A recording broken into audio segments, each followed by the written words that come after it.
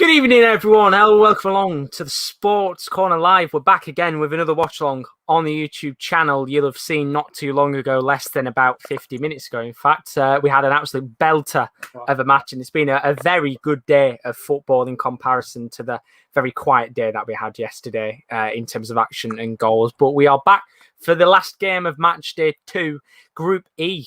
Bizarrely, with the way that they work it, is the last game of the match day, not the last group. It makes no sense, but it's a good game either way.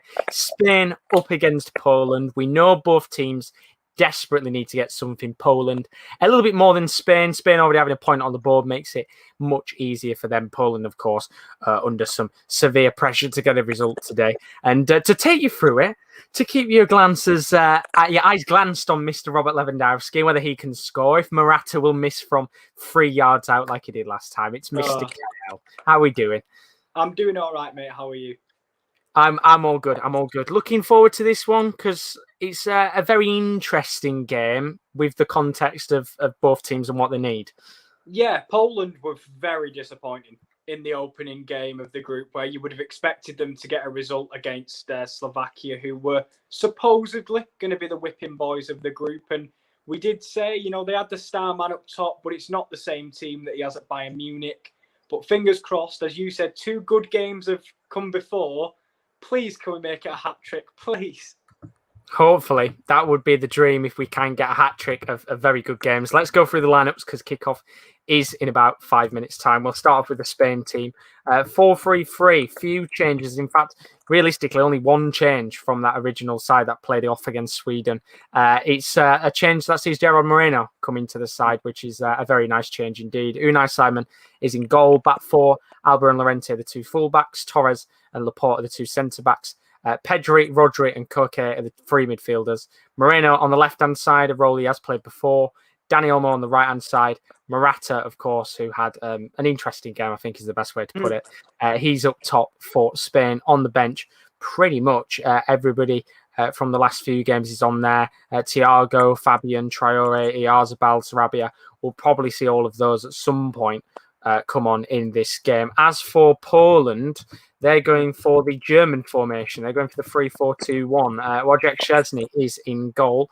Back 3, Bednarek, Kamil Glik, and Bartosz Berezinski are the 3 centre-backs. Midfield 4, you've got Pukasz on the right with Josviak. Josviak is on the right and Pukasz is on the left. Klik and Moda are the 2 midfielders. Zielinski and Swiderski playing a little bit more attacking roles. Could be left forwards, could be inside the striker. Probably more likely behind the striker, who is, of course, Robert Lewandowski. On the bench, a few recognisable names maybe for some people. Fabianski, of course, of West Ham. Michal Helik of Barnsley as well is on the bench, just to name a few. But 2 attacking lineups from what we're seeing on paper.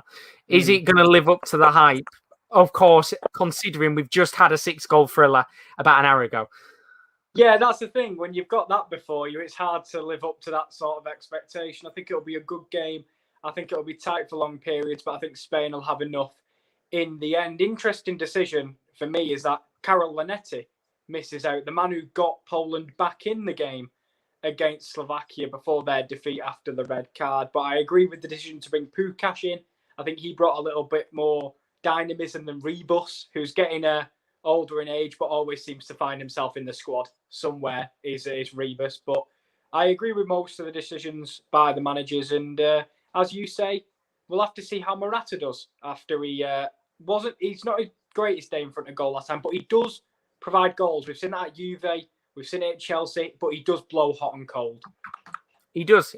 You're not wrong on that one. And as we said, everybody getting ready to kick off in this game in a moment's time. We're going to do it like before. I'll probably jump in every once in a while. Do put your predictions in the chat. Be nice to know what you guys are predicting. Head-to-head wise, as you can see, Spain and Poland have faced off 10 times before. Spain have won 8 of those fixtures. Their last match, which is not good viewing, 2010 6-0 win for Spain. Of course, the team is much different to a team that had the likes of David Villa and Torres, but they won 6-0 back then. Poland's only win was back in 1980. They've won 1 game, 1 draw, 8 defeats. Not the best head-to-head record in the world.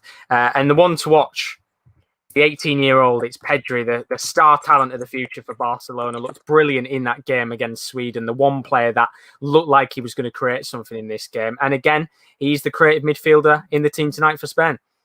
Yeah, and he brings, he didn't look like the occasion bothered him in that opening game. You could say, look, 5 appearances for Spain at 18 years of age. You maybe one of the first one in a major tournament. He might shy away, but no, he was going for the ball. He was calling for it. He always wanted it at his feet. And I think he's the one in this team that does bring that extra inch of creativity. And amazingly, could be the guy they rely on in the midfield to provide. I think Koke played very well last game, but Pedri, as we say, what a talent he is. Brilliant talent. Hopefully we see today a little bit more attacking flair, although we did see quite a bit, to be fair, in that Sweden game. Carl's in the building. How are we doing, Carlo? You're good as always. Welcome back, my friend. Chris is in the building. How are we doing, mate? He's put, evening, lads.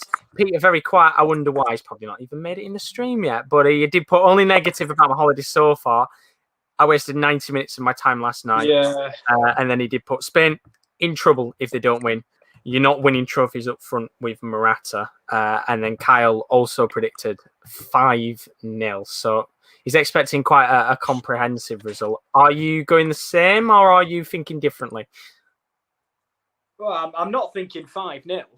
That's quite confident from Kyle there. But I do think Spain will have enough in the end. I'd go with probably a simple 2-0 or 1-0 or something like that. But I'm hoping for much more. I'm going to go 2-2.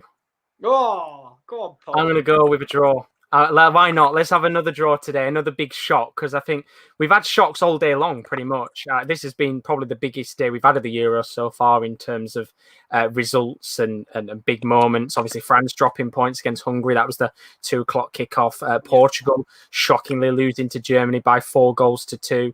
I think Spain will have the quality. If I was being realistic, I'm going to go 2-1 to Spain, but I'm going with my heart 2-2, and I want to see another shock today and another good match because we'd have 4 goals in it. Yeah, of course, and obviously I see what Chris put in the chat, obviously, about the England game. We've not spoke about it yet, Josh, but I agree. It was a massive waste of time, if I'm being 100% honest. Yeah. It didn't live up to the hype, did it? No, how was you and Rowan on the watch-along? Did anyone go for a quick nap? Because you could have done. No, I don't think it wasn't a terrible game. No. I'll be honest with you. I don't think it was a bad match. I just think not enough credit last night was given to Grant Handley, and all of it was chucked on Billy Gilmore. And I know Billy Gilmore played brilliant. He played well, but Grant Handley at the back was heading and clearing every single ball I saw. And I thought it was one of those where they played very, very, very well, Scotland, and they did. I would love to see them go through to the next round. I think that would make things very interesting. I was saying yesterday, if they'd have won 1-0, I would have said they probably thoroughly would have deserved it as well. Because I don't think we were very good at all. We were far too, and we've mentioned it plenty of times this tournament, teams being pedestrian. That was us last night. And I like playing in triangles, but not when the triangle is Stones, Rice, and Tyrone Mings, and that's all we ever did. But the fact Jadon Sancho can't get on the pitch is annoying the crap out of me. Yeah. I don't know how he's not getting on there. But at least we can say it wasn't the worst result of the week because France decided to go one better and draw to Hungary, which makes it even better for us because then ours is just kind of pushed under the rug a little bit and we move on. Well, this is the thing. Like, people said, we drew with Thingy to avoid getting France. France actually decided not to take the group.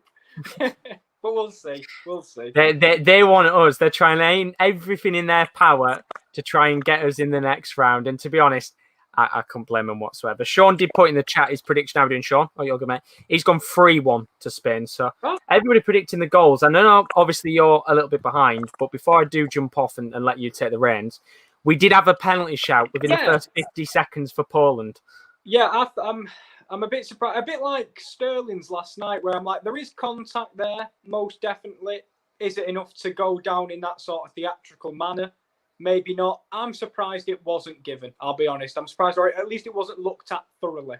Because it looked like it they had a little pause. Oh, screw it, come on, play. I'm a bit surprised, I don't know. Yeah, they seem to be very quick when it comes to decisions. I mean, Chris has put, we're not through, Josh. I never said we were through. I'm just saying that France want to try and draw us on the off chance that we do go through in the end. But we'll have to see. We'll have to see. Well, this is what everyone's saying. We all we need to do is draw with the Czech Republic, which, to be fair, I could see it ending a draw, to be like, if we play like we did the other night, just don't bother them and just pass it around the back, maybe so. But hey, We'll have to see. It's one of them games where at the end of the Euros, I'll definitely forget it happened because there's nothing memorable about it. Yeah, 100%. The group stages haven't been enjoyable whatsoever. But I'll let you take the reins. Spain v Poland. Kyle's going to take for it. I'll jump in probably every once in a while when I can. But hopefully, it should be a good match. Fingers crossed. Yeah, fingers crossed. Thank you very much, Josh. I hope you guys can hear me all right in the chat and let me know how you're doing today.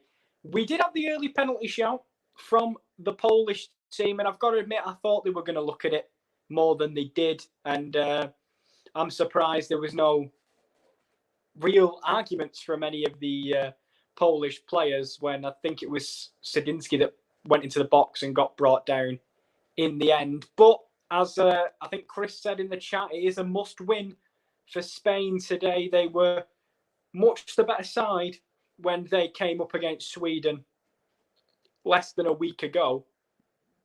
But it wasn't enough for them to pick up the victory. They ended up with a 0-0, and we saw Sweden are the team at the moment in command of this group, as we saw a lovely little nutmeg there from Pugash as he nutmegs Marcus Llorente, who doesn't get enough credit for how brilliant he is and how well utilised he can be as a part of either the midfield or the defence. But do let me know how you're doing in the chat. I'll look at some of your comments in a moment. I'm just going to get the chat up on my other screen. And I apologise if you can hear my cat, who has just entered the room and decided to start giving it the vocals at this point.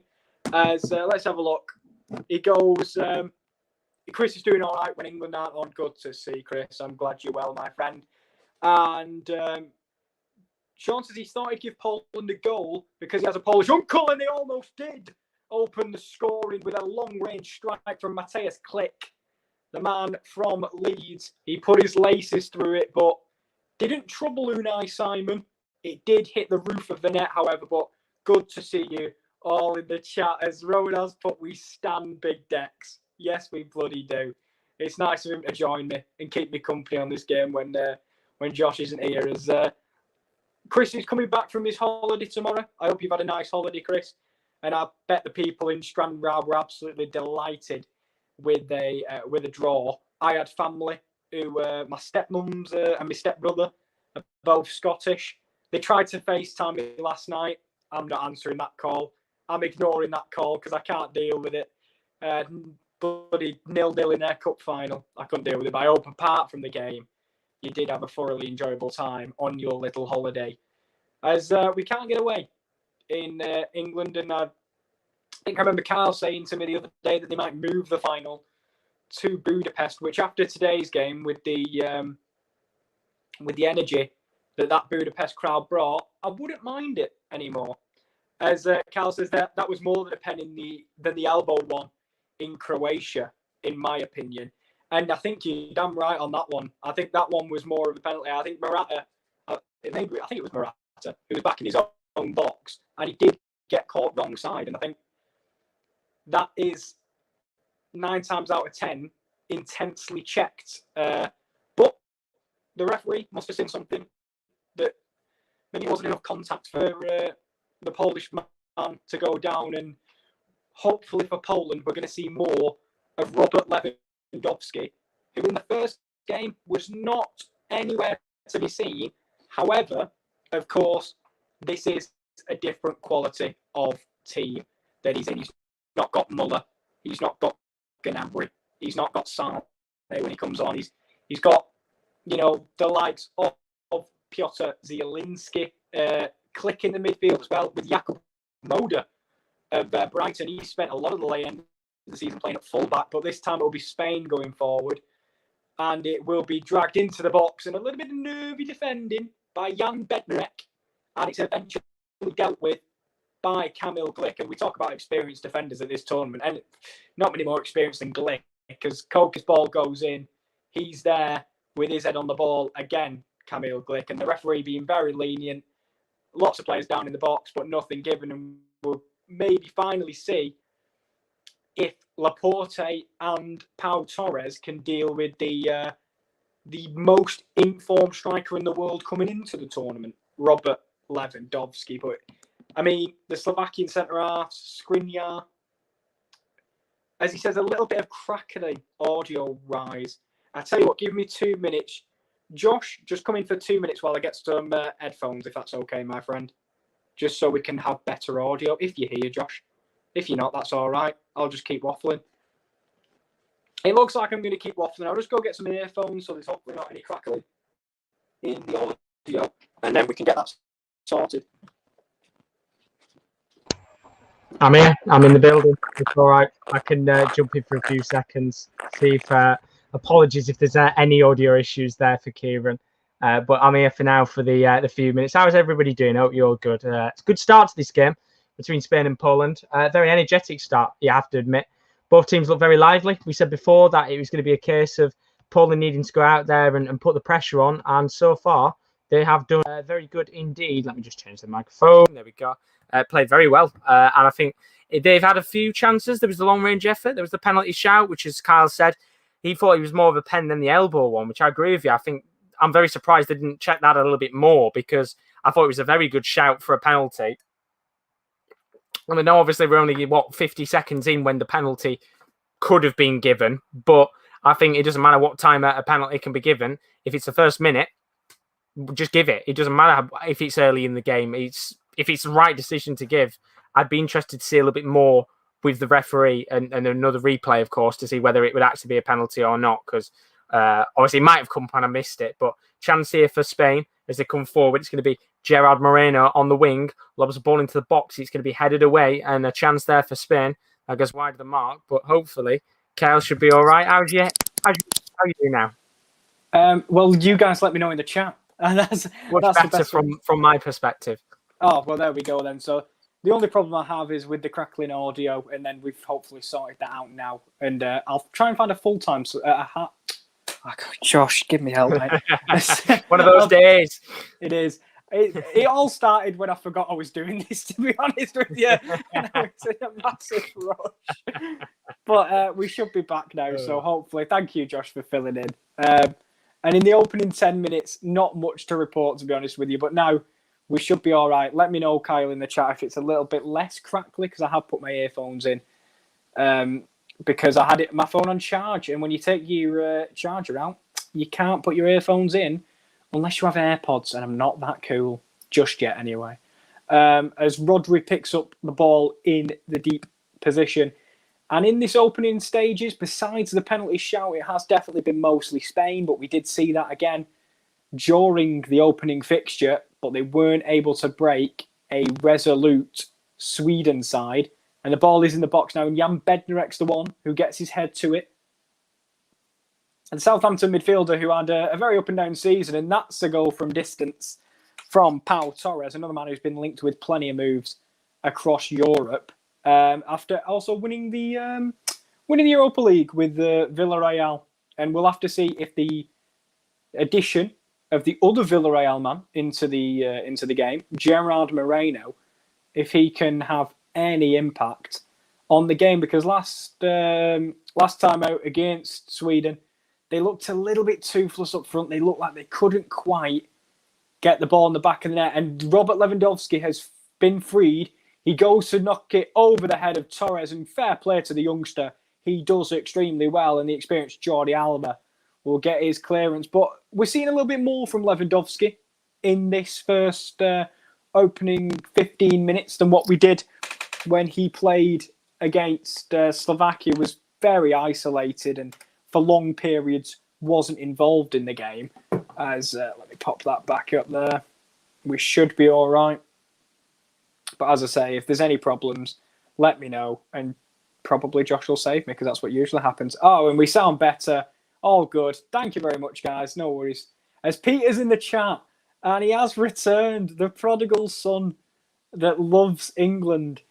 Evening, lads. It's still coming home. There we go. You love to see it. And thank you to you guys in the chat.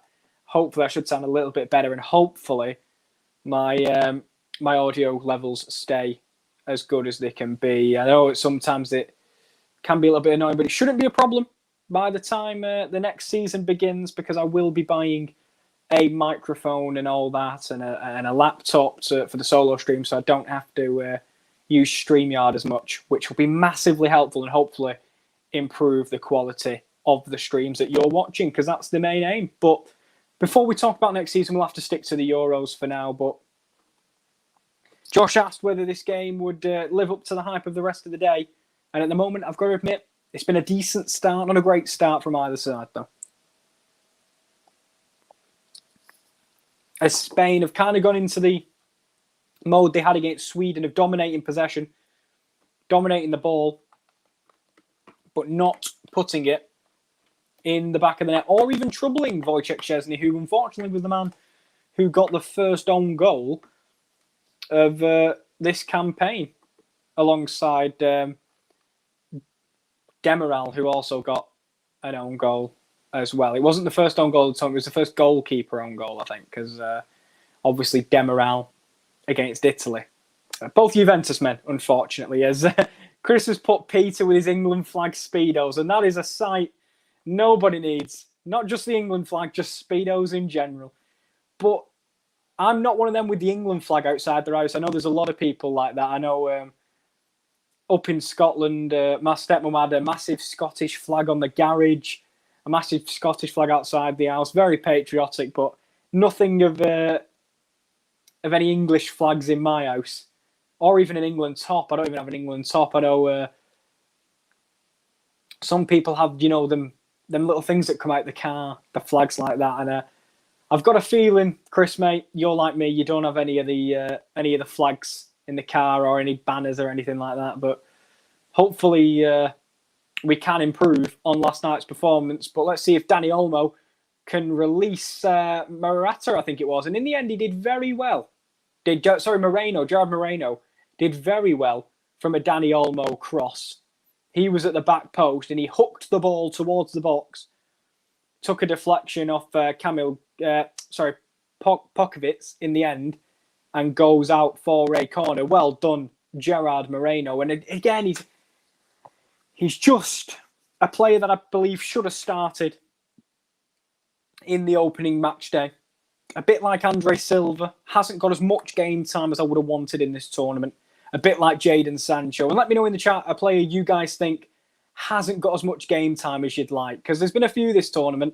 Obviously, I'm going to say Neuhaus from Germany. I think I'd love him to get more game time. Laszlo Benes of Slovakia. There's a lot of bias going on, but I do think I would like to see some players get a little bit more minutes in the future of this tournament.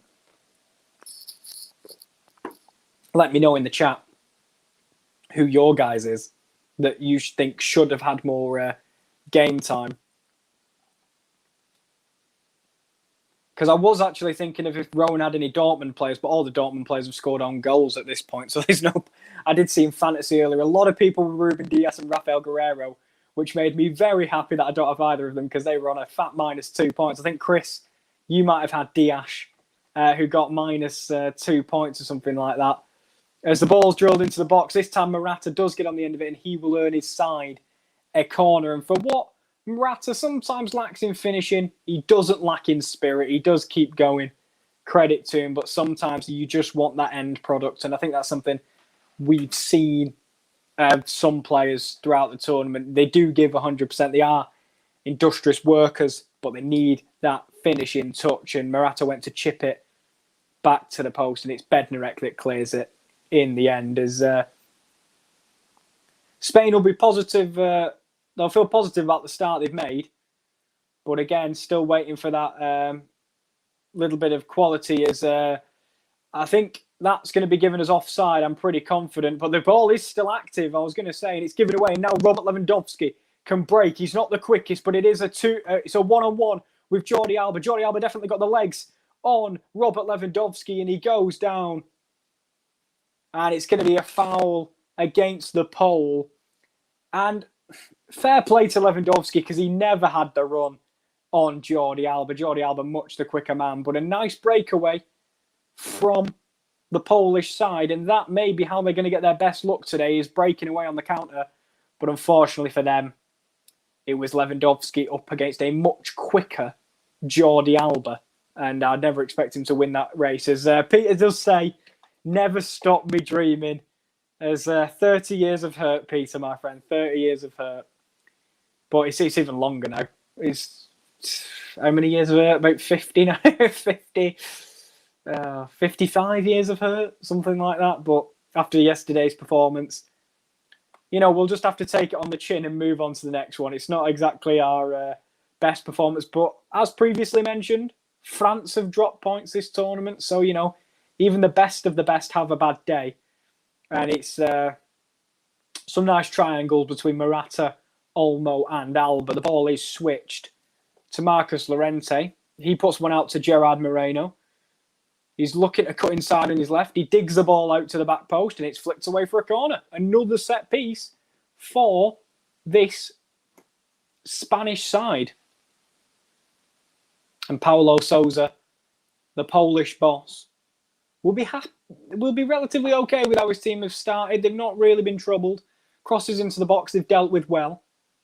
But let's see if Spain can do anything from this resulting corner. It's Dani Olmo standing over. He decides to go short, and it is whipped into the hands of Wojciech Szczesny, who will not be troubled by crosses like that at any point during this game, I'm pretty confident. And now it's Pugash, his chance to go down the left-hand side. I was very impressed by him when he was brought on as a substitute to replace Rebus. And Sousa must have been impressed as well, as he drops to the bench, and Lewandowski with a really bad cross into the box. And that's one thing that Poland will be worried about, is that players like Lewandowski whipping balls in from the middle of Spain's half into a box with nobody really in there. That's looking a little bit poor from the Polish up in the attacking third. But now it's Marcus Llorente, who's laid it off to Gerard Moreno. I've got to admit, has made a fairly decent start to this game, has been involved in the opening 20 minutes. It's weird that he's playing kind of as a right wing role in this first half. Obviously, we're much more used to seeing him up top for Villarreal in a front two with maybe Paco Alcacer, or up on his own with Chukwueze on the right, which is not what we expect. But this time, Morata can't get the ball from under his feet and Poland win it back. There is a Polish man down, but I don't think the ref is interested in stopping the game, and he's actually going to give a foul by Aymeric Laporte, the Frenchman turned Spaniard, for a foul up near the halfway line. As Chris just wears the England shirt. Yeah, I don't blame you. I need to go shopping on classic football shirts. I need some more football shirts. I remember I was back at uni, a Zambia away shirt for a tenner. You love to see it. It's a bargain. If you want some classic football shirts, we're not sponsored by them, but they are great.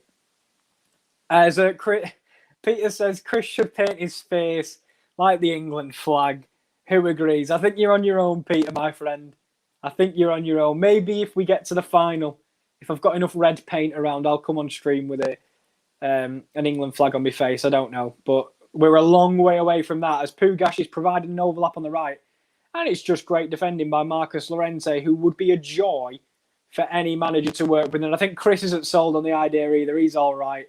He'd rather not have his face painted, which is it's understandable, to be fair, as Spain come forward on the left-hand side. I should expect these streams at night just to be Peter coming in causing havoc. It's just what he does now. It's just what he does. Less jokes and more England talk. More it's coming home than anything else, as Gerard Moreno goes to whip the ball in with his dangerous left foot. You can see what it is on the right-hand side. They want him to cut in on his dangerous left and either get a shot away or chip it into the box. I'd much rather him get a shot away, though, because he does have an extremely accurate strike. when he gets the chance in front of goal. He only needs one. Does Gerard Moreno, maybe, Morata might be the striker that needs 3 or 4 chances to put it away. And a lot of people have said that's the problem with the Spain team. Are they one good centre forward away from being the world's best? Because, you look last time they had David Villa and Fernando Torres and players like that, and that's when they were most successful with them players up front. And they don't really have that at the moment.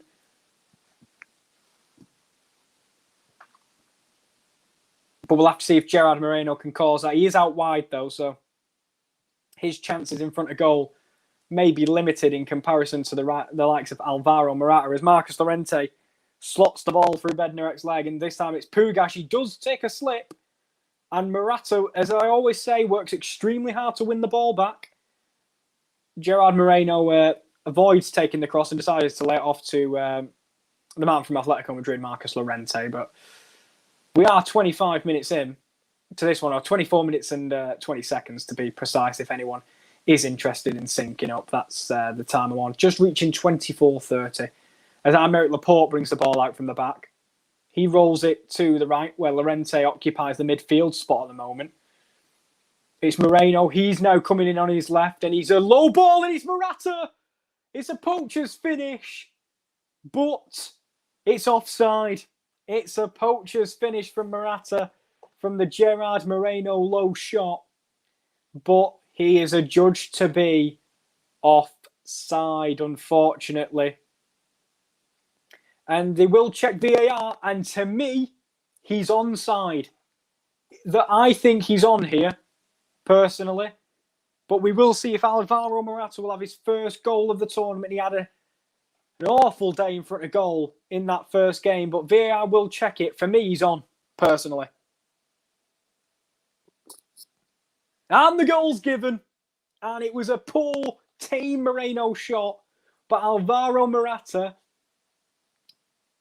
good striking instinct to prod the ball home from about 6 yards. He couldn't really miss the Spaniard, but it is 1-0 to Spain. And the difference that Gerard Moreno has made has proved dividends for Luis Enrique's side. As Josh, do you want to come in and talk about that goal? It's 1-0 Spain if you are here.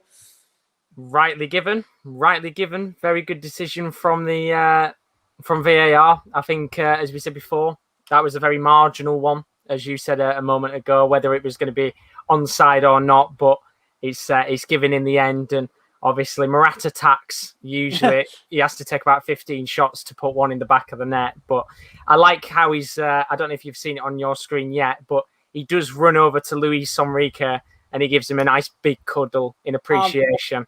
I'm now just seeing it. There we go. Lovely. You love to see it. I am just seeing it now. It's lovely because he has put his trust into Morata to go out today. And, after a performance where he didn't do great against Sweden, he certainly has delivered today. And, Kyle's saying that looked off to me. I think until we see an actual image with the lines out, then we'll know properly how close it is, the offside decision. But I think from my angle, I thought he looked onside. Yeah, I looked on the moment they showed him in the replay. It looked like the leg of the defender was keeping on. I think it was ahead of the shoulder, the top of the shoulder, of course, of Alvaro Morata. But we talked about how many chances today. He's had one on target, one in the back of the net, admittedly 6 yards out. But you have to be there to put him in the back of the net. And what do you think of the start in general as we're halfway through the half? Well, I was worried we were going down a Spain-Sweden route again because obviously looking at the stats, I was intrigued to see how much possession Spain had. They've had 79% of the ball. Yep. So it is literally Sweden all over again. And apart from the one little penalty shout we had and a long-range effort, Poland haven't done anything in this game. And to me, this looks like it could turn into the role reversal of the Sweden match. Yeah. And Poland do concede goals. And we're just, I'm just seeing on my screen now the offside, and you'll see in a bit, you were spot on. It is the leg of the defender that keeps Morata onside. It's a good timed run in the end. But I was worried we were going down a Sweden route, but I'm worried now for Poland that this could be the match, which does end with a fair few goals in it, because so far Poland haven't done anything. And they don't look like they're going to do anything either. No, that's the problem. They had that one counter-attack with Lewandowski, and let's be real, as much as we love Lewandowski, he's not the quickest striker in the world, and he's definitely not quicker than Jordi Alba. And he is the only man up front. If you look at the two right forwards and left forwards, they prefer to be in midfield, or especially the likes of Piotr Zielinski anyway, likes to be in midfield. So this is what happens when you don't take Kamil Grosicki. That's what happens. Could have been a difference maker. He might have got more football leads, but he could still play a good game. No, he's. I'm still recovering, Josh. Thank you very much, my friend. And hopefully there's enough action where I don't have to bring you in till half time, but we'll have to find out. Because if it gets boring, I might just bring him in for someone to talk to. But let's just see what you're saying in the chat. As Cal, as he said, looked off to him, and I'm looking now, and he is on. Yeah, it's the back foot of the defender who keeps him on side. And Peter jabbing at Chris, of course, because Chris said that you can't win trophies with Morata. To be fair, Peter, Spain are a long way off lifting the European Championship at the moment.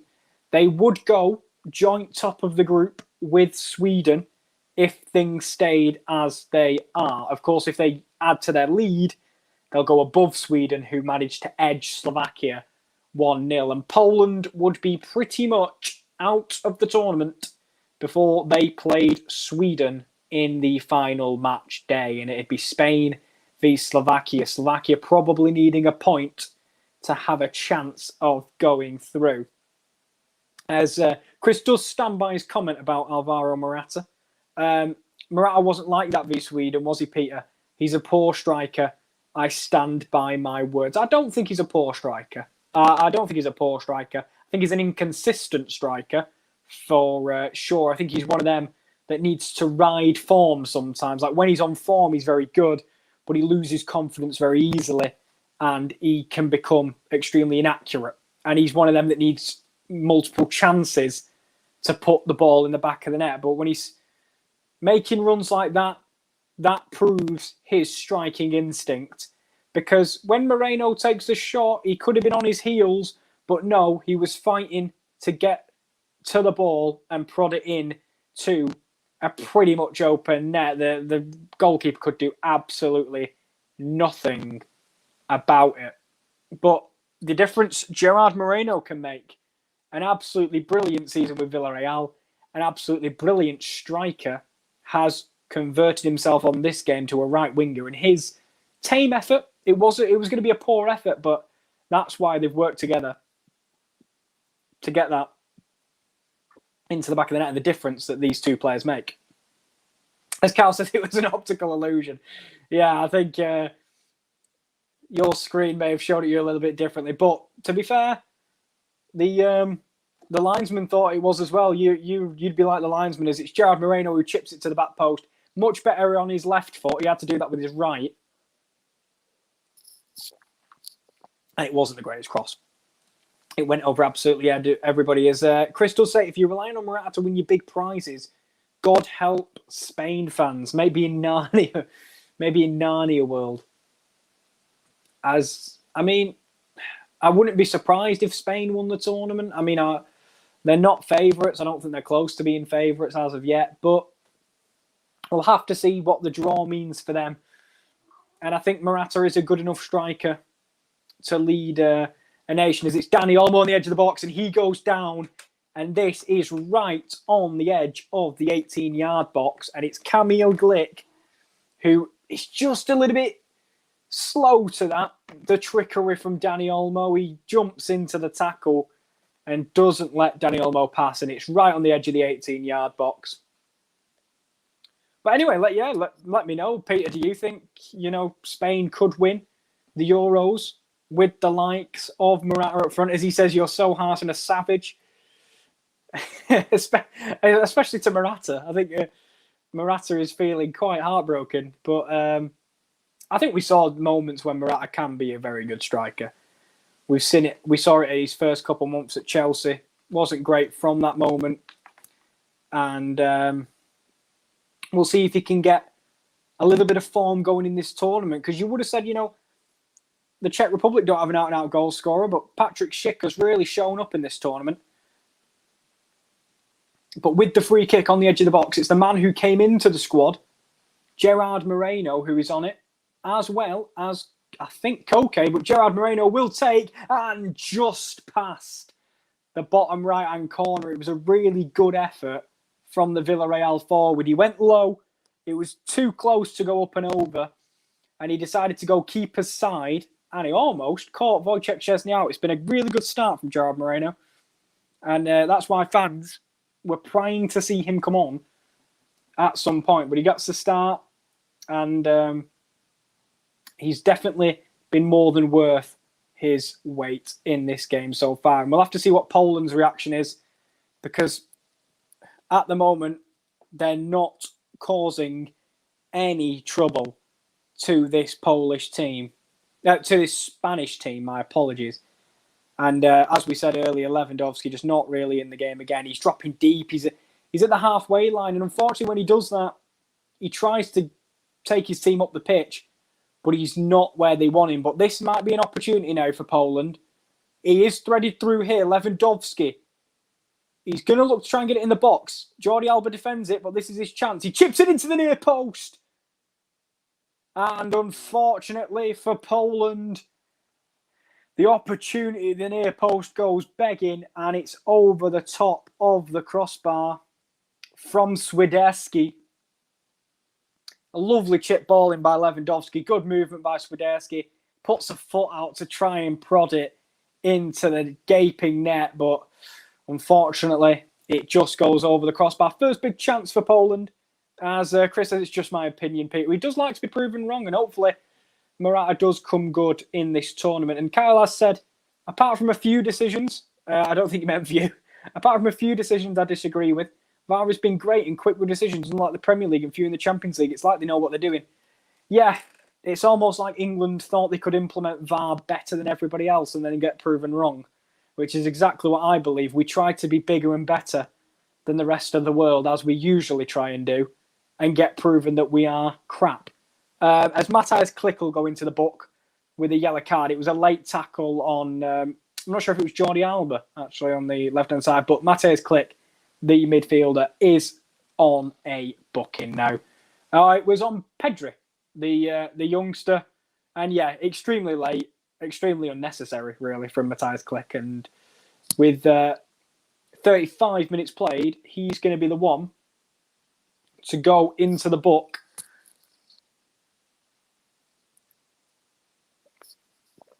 And of course, Grzegorz Krychowiak, one of the midfielders that Poland probably will have played today, he's missing due to his red card, or double yellow, I should say, against Slovakia, which I've got to admit I thought was a bit harsh for one of the yellows, at least, as Morata, again, as I say, his biggest quality for me is how hard he works. He's holding it up in the corner. He's done a very good job, and he's earned his side a corner. And that, for me, is his best attribute, as I'm trying to keep my wire away from bloody Dexter, who is annoying the crap out of me, but oh well. As the corner will come in, it'll be Dani Olmo. He went for a short corner last time. So I think it was Jordi Alba, and we'll see if that's the routine that the Spaniards want to go with. They will. They're going for the short corner again. And they've actually ended up with the ball further away than they did originally. And this is why I'm not the biggest fan of a short corner, but they've found a lovely through ball now onto the left-hand side, and it's whipped in towards the centre of the box. Moreno gets up. It could have touched a hand of Bednarek, I'm not sure, or Moreno for that matter. But the game continues, and Marcus Llorente will let the ball go out for a throw-in. I think the Polish fans were either screaming for a foul or a handball. I wasn't sure which they were screaming for at that point. But the ball is out on the right-hand side to Marcus Llorente. And he switches the play into the back to Pau Torres. And with 8 minutes to go, the Spaniards are in absolute cruise control in this game. Besides the one or two opportunities that we've seen from Poland, they do not seem to have any problem with dealing with this team, as it's Morata again. wide on the left-hand side. It's some nice interlink play with him and Jordi Alba, and he does get a clip, and he will be adjudged to, I think, have dived there, which I said the other day.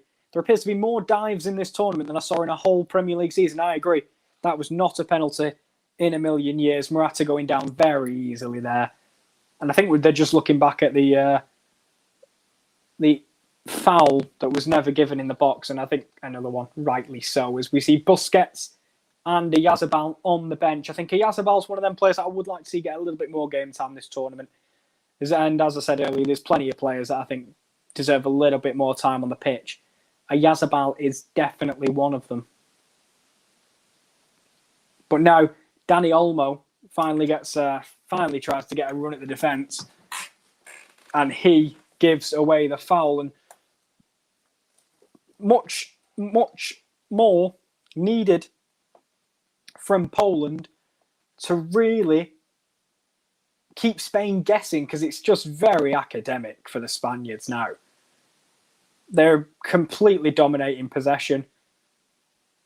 And unfortunately for Poland, they don't really look like they're going to press to win it back. And if I'm being polite, at times it's looked like a training match by these two. The Dani Olmo on the left, though,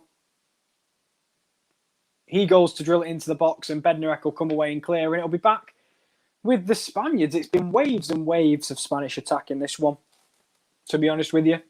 Not seeing anything from this Polish side at all, and it's Jordi Alba on the left. Maybe he was looking to switch the play, and they finally will, to Marcus Llorente. It's a terrible ball, I've got to admit, and Pugash intercepts, but it's another terrible pass, and Bednarek has to clean up for the midfielder's mistake. I think it was, I'm not sure if it was Matthias Klik or Jakob Moder there with the error, but Bednarek was alert. And with 5 minutes to go, I think the Poles will just want to get in at half-time, because they need to rethink maybe their shape, because the five at the back, they're not offering anything offensively, and that's the conundrum for Paulo Sousa to figure out right now, as he has a waistcoat a little bit like Gareth did at the World Cup, but not as impressive as Gareth at the World Cup. As Jordi Alba has a throw in deep in Spain's half, and this might be where Poland can counter. But again, it's just poor. But they have earned a throw in high up the field, and hopefully that's going to be enough for them to try and structure something of an attack. But no, it's going to be given to Alvaro Morata, and he wins the ball back. And just like that, the attack for Poland is over. And for me, they might have to look to the substitute bench a little bit sooner than they will have liked in this game. And at halftime, we will talk through the benches and what both sides can do. But the ball's been given away here, and it's Pugash on the left-hand side. He's running at Llorente, and he just can't get away from him. And when he gets the ball, credit to the left wing-back, he's trying to get something going, but the ball's on the edge of the box here. It's a strike by the left foot off the post. It's Lewandowski in on goal. He's hit it straight to Unai Simon. And that is massive from Poland. And I'm not sure how the best striker on the planet currently has missed. It's a brilliant bit of effort to win the ball back. It falls to Siderski, who strikes it from the edge of the box, off the post, falls to Robert Lewandowski. It's a dodgy first touch, but the left foot volley is well saved by Unai Simon, and now they've got a chance from the corner. Massive chance for the Poles late in the half, and it fell to the man they will have wanted it to fall to, which is Robert Lewandowski. Jakob Moder standing over the corner kick now, as there's a man down in the box. I don't know what the hell's going on at this point. Koke's saying he's been punched or something. I'm not sure, but hopefully Poland can make the most of this corner. It's Jakob Moder. It's into the heart of the box, and it's cleared by Alvaro Morata. But a massive chance for Poland, and a chance you've got to believe They have to be putting away if they have any chance of getting at least a point in this one. And I expect better from Robert Lewandowski. It's a first touch that made it difficult because it was a lofty ball, but I think he's got to be doing better in the next. He's got to do better when he's one-on-one like that. As I've just seen Peter's comment in the chat, what's our starting 11 v Czech Republic? We could go over it at half-time with Josh if you want. I'll bring my... I'll talk to him about the possible starting 11 I would use. So we'll have a look after that. But as Chris Welch says, definitely not Sterling. Rather play my dog. He would actually do something with the ball. And to be honest with you, mate, you're not wrong. Raheem Sterling I think, has been not great both games. Not sure how he got man of the match by some people in the first game. All he did was score a goal. And I know goals are important. They win your games, but it's not enough to be man of the match, in my opinion. But we'll talk about that with Josh at halftime as the ball is out on the left to Jordi Alba. He drills it across Moreno. Oh, side netting from the Villarreal striker. And this game has burst into life in the last 5 minutes. Jordi Alba's low cross was met at the near post by Moreno. He goes to pass it towards the near post, but he only gets the side netting, and it's close from the striker. And unfortunately, it ripples the net, but the wrong side of the post for Gerard Moreno, who has finished chances like that all season in the Spanish top flight. He'll want that one back, as will Lewandowski earlier. But Morata holding the ball up well, and Rodri can spread the play. And this is where Spain look the most dangerous, from back to front extremely quickly. And it's Moreno on the left. It's a minute added on at the end of the half for Spain and Poland. And I probably agree with that. There's not been many stoppages in the game. As Koke lofts one into the box, and Glick deals with Dani Olmo. And I think it's going to go for a corner in the end. Oh, no, it would be a throw-in. My apologies. I was going to say I think it was Moda tried to keep it in. It will be a corner. I thought it was. Finally. I was going to say, I thought it was a corner originally, but then they looked to go for the throw-in. And this will be the final act of the half. It will be a Spanish corner. It's Koke standing over it. Not a short corner this time, thank the Lord. It'll be an outswinger, and it'll be deep towards the back post. And we'll call that on a very decent first half. I don't think any team will be... I don't think Poland will be massively impressed by their performance. They had one major opportunity from Robert Lewandowski after Swiderski hit the woodwork, and his volley hit Unai Simon in the mid-drift. Good save by the Bilbao man. But Spain have the lead, deservedly so. They've dominated possession, and it was Alvaro Morata from 6 yards out who put the ball in the back of the net. As that's prime 2021 Morata scoring, as Peter has a chuckle in the chat. As Josh, if you want to come in, and what was your thoughts on the half? I thought it was a fairly decent one altogether. I'd say it was fairly decent last 10 minutes. I think yes. The Poland chance might have just given Spain the shock they need in the second half to go out there and get another goal, because I think we should be sat here at 1-1. I really do. I think the chance that Lewandowski had, when he chested the ball down, he should have chested it and then hit it first time rather than chesting it and waiting for the ball to come down. And as you said, the shot itself, straight at Unai Simon. It's a simple save in the end for what should be a better effort from the best striker in the world, if we're being honest with you. They've not done much whatsoever, Poland. I think 4 shots, 1 on target. They've had 21% possession to the 79 of Spain.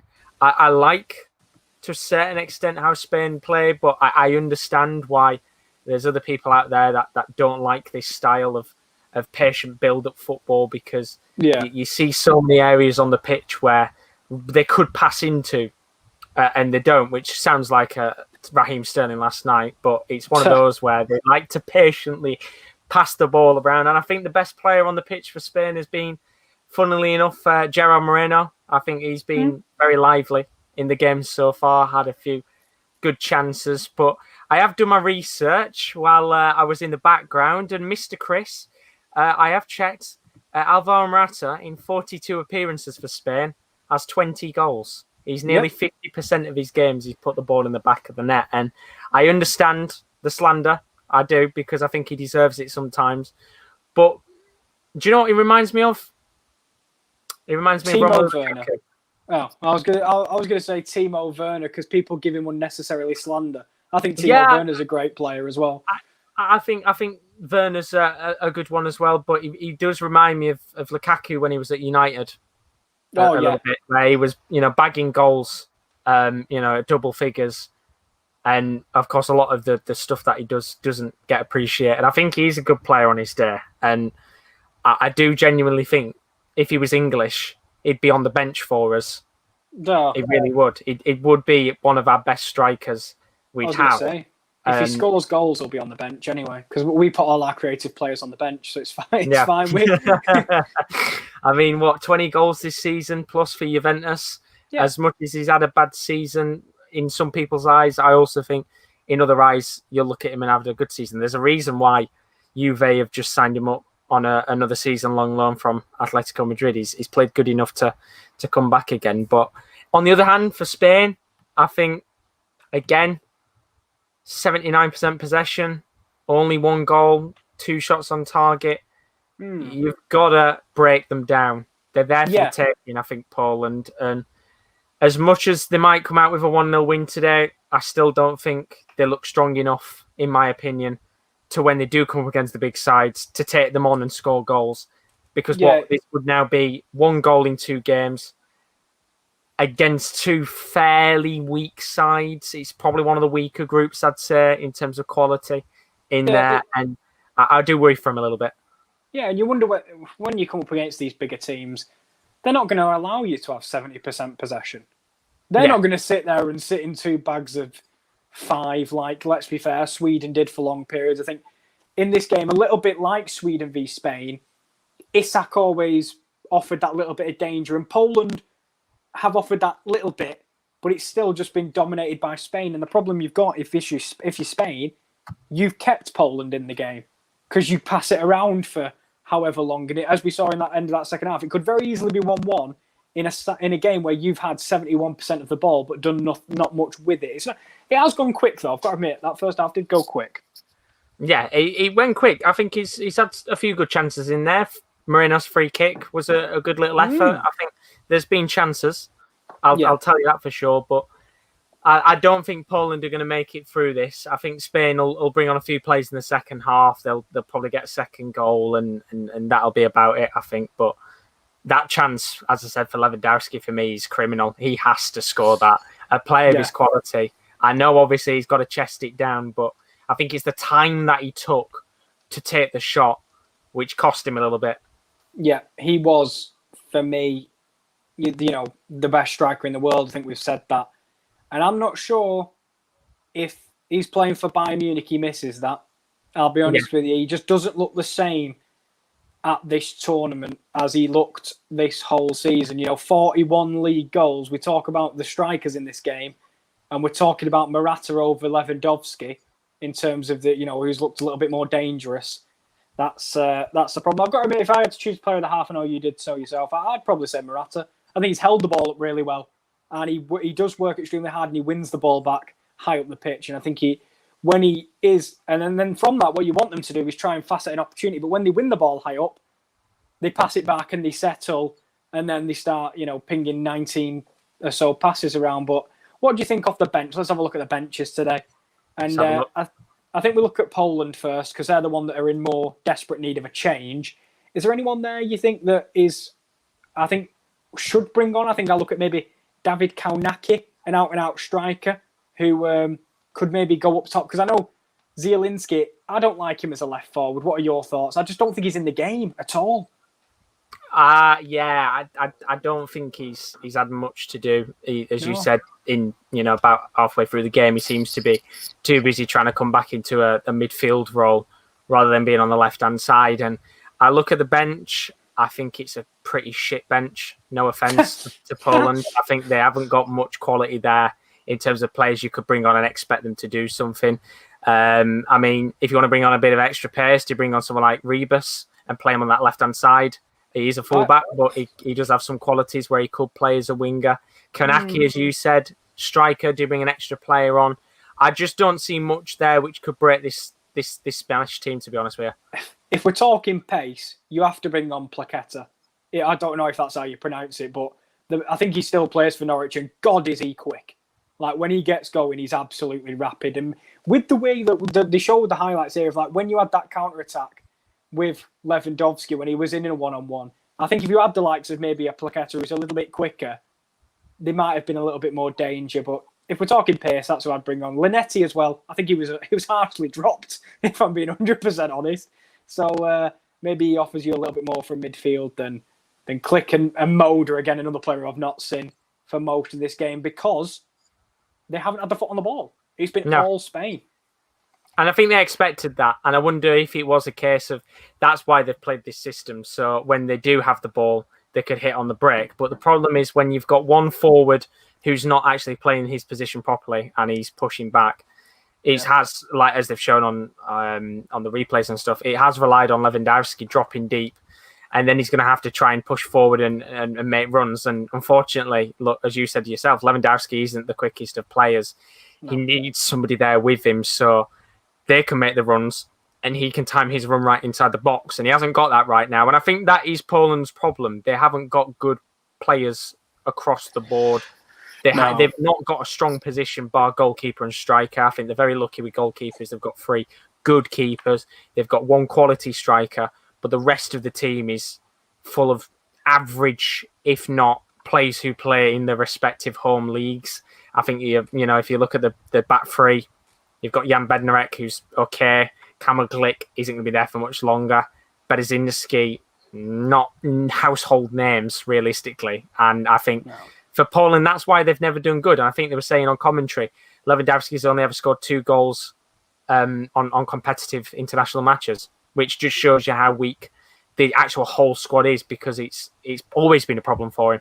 Yeah, I'm pretty sure someone put a stat up last week about like the fact that he's been outscored by Nicholas Bentner at major tournaments or something like that. And it is a shame because he is the world's best striker.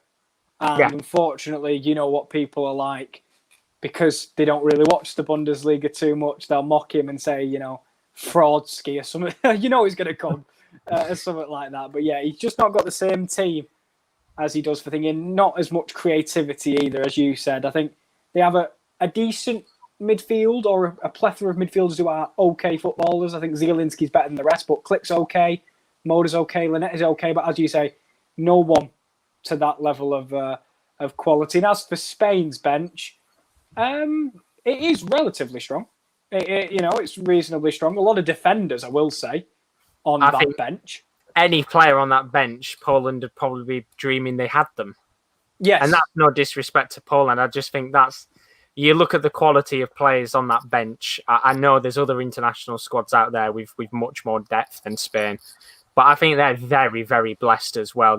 If you look at the attack, they've got, Oyarzabal, Traore, Sarabia, who can all come on in this game. In midfield, they've got Thiago. They are lacking in midfield options. They've got Thiago and Fabian, but even then, Busquets will be back soon, I think, for the knockout stages. So they'll have him as well. So that'd be a big positive for them.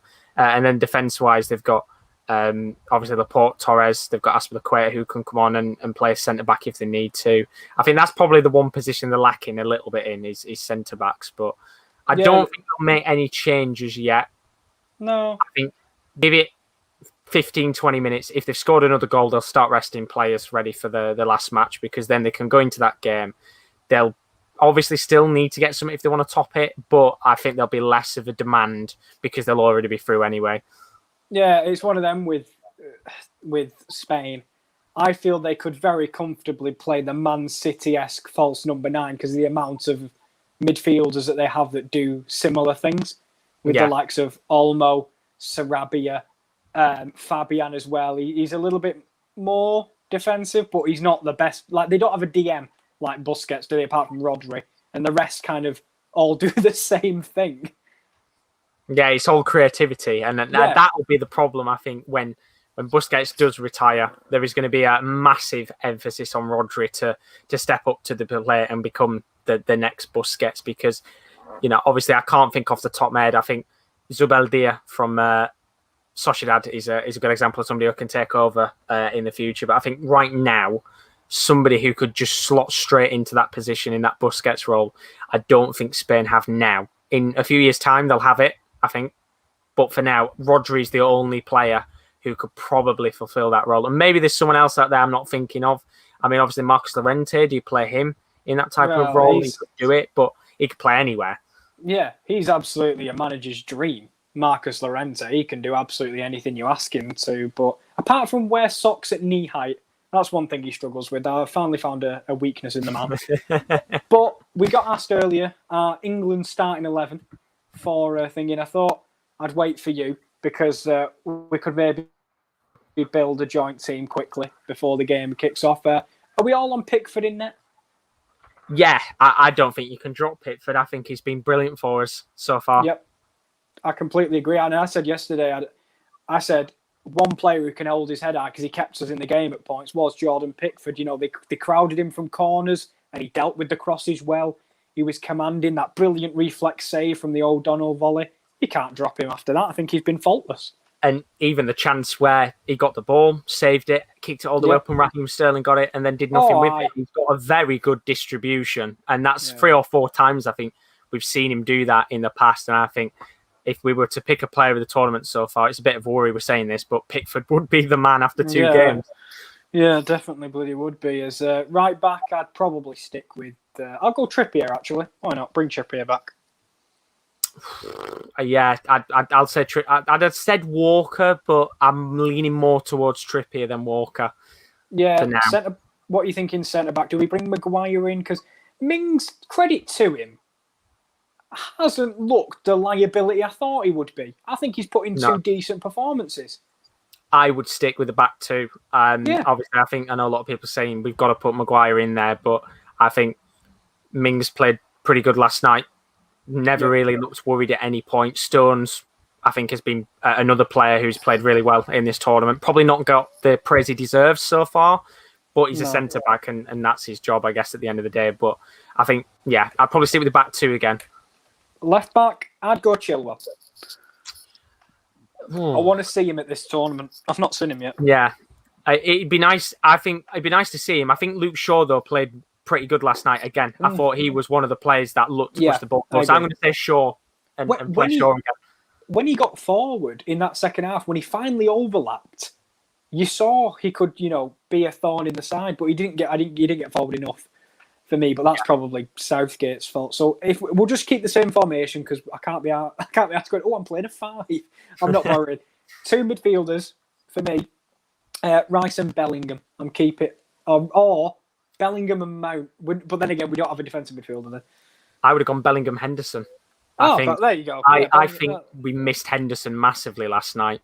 I really do. I think his experience in the midfield, to have a cool head in there alongside it, not an experienced youngster, but you could say Declan Rice. He's an experienced youngster. I think we needed somebody like Henderson last night. So I'd go Henderson, Bellingham, or would I? Or would I go Henderson Rice? No, Henderson Bellingham. I want a bit of energy in there and flair. Yeah, I want a bit. This is why I wanted James Ward-Prowse, by the way, because we couldn't get a corner past the first man last night. I wish we had Ward-Prowse. Anyway, the 3 behind the striker, for me, Grealish, Foden, Sancho. Foden on the left, or on the right, whichever. Grealish, Foden, Sancho.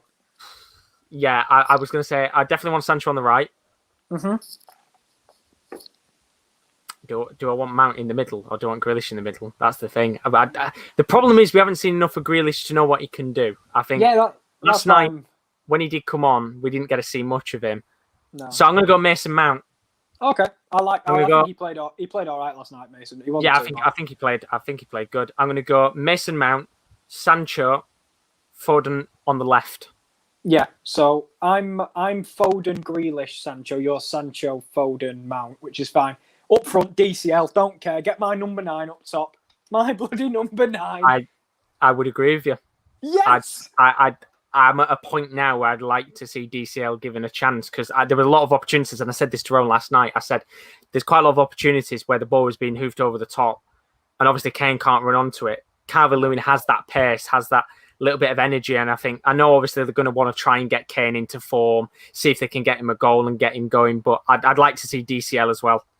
Yes, thank God. I know they played Rashford up top as well yesterday over DCL, and I would also like to see Bukayo Saka come back into the fold, like, someone like that. But then I think there's some players that should be dropped from the 23 altogether who played the other night. Not because obviously a lot of people have turned on Calvin Phillips and forgetting how good he was in the first game. And last night obviously wasn't his greatest game. But I don't think you can turn on a player that quickly. No, it's one game. Everybody had a bad game last night. There was only, as we said, the one player was the goalkeeper, and maybe Stones and Mings that could come out with a little bit of a positivity. But I just think it's one of those where we need to give a few other players a try, get everybody a bit of experience ahead of the knockout stages, because it'll all come in handy when we come up against, if we come up against whoever we face, because we're still technically not through yet. So.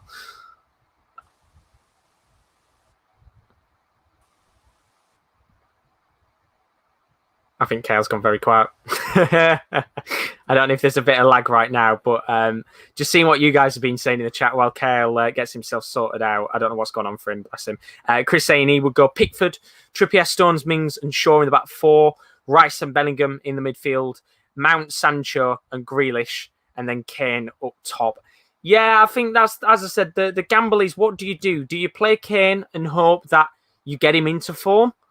Or do you play DCL and give him a chance and see whether he can be the man up top? As I said, I think a little bit of pace up top with Calvert-Lewin would have done good last night. I was really annoyed he didn't come on. I thought he was the perfect player to come on in that game. Obviously, Rashford going up striker was one of those situations where I wasn't too fussed. It was nice to see Rashford. He didn't do much, but I guess, of course, he doesn't really like playing as a striker. He likes playing out on the wide positions. Chris saying, I wouldn't risk Maguire and Henderson until we reach the next round. Like I said, if we go through, Peter with his England flag speedos acting like we're already through. We are through, don't worry, everyone. I see the future. It's coming on. Peter's seen the future. We love it. It's coming on. Yeah, we'll have to see. Jokes aside, though, we are underway with the second half of Spain v Poland. Should be an interesting 45 minutes, especially with the fact that Poland desperately do need to go and win this game, or else they're probably going to be out of the competition before we know it. And hopefully Kieran's back now. We're back. Yeah. I think I'm now back on Wi-Fi, so that's also a problem.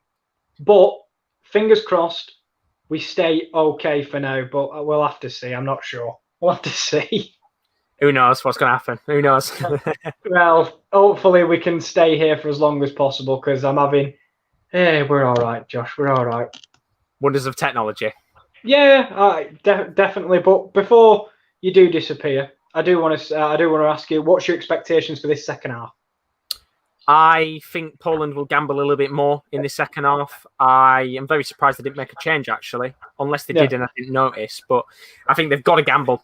They have to push numbers forward. And we've seen when they've pressed, and they showed it on commentary at half-time, they said when they've pressed Poland, they have put Spain under a little bit of pressure. And we saw Sweden do that against Spain. And there were a few times where they got the ball back and hit on the break. They are there. I'm not going to say they're there for the taking, but when they get opened up, they can be prone to making mistakes and allowing teams for own goal. And I think Poland have to take advantage of that. And as you said, give it 10 or 15 minutes and maybe we see someone like Plaketa come on and make a difference and bring some added pace.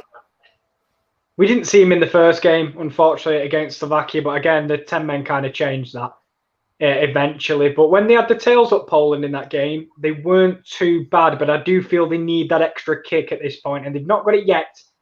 But we'll have to see.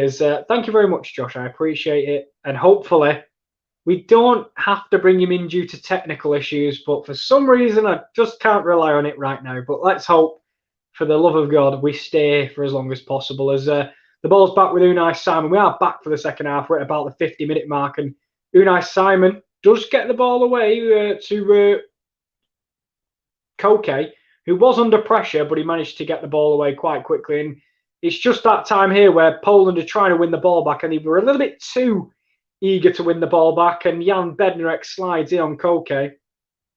And I'd be surprised.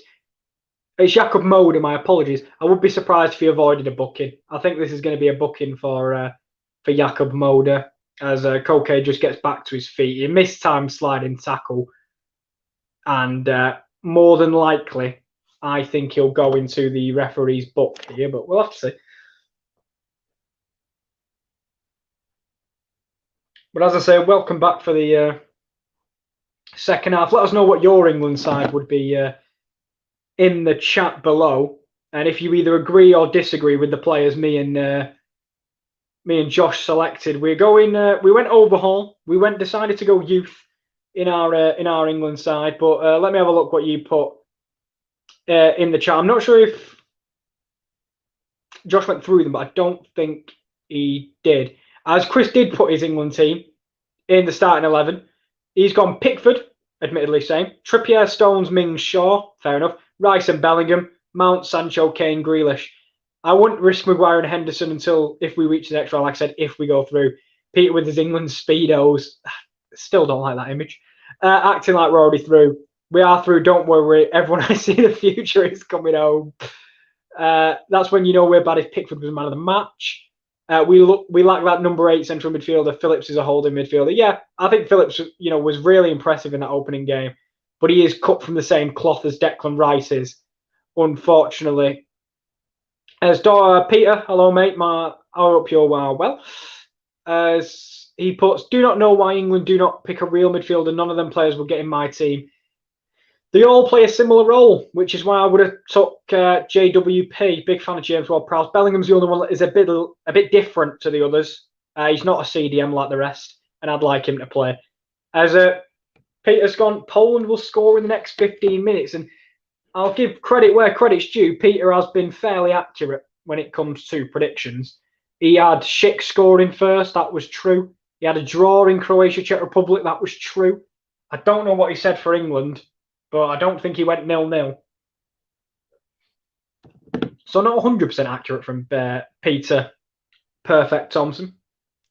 Still a big fan of the nickname. I need a middle name. I always wondered, because, MMA fighters have their nicknames. I don't know what mine would be. Just Kieran. Average.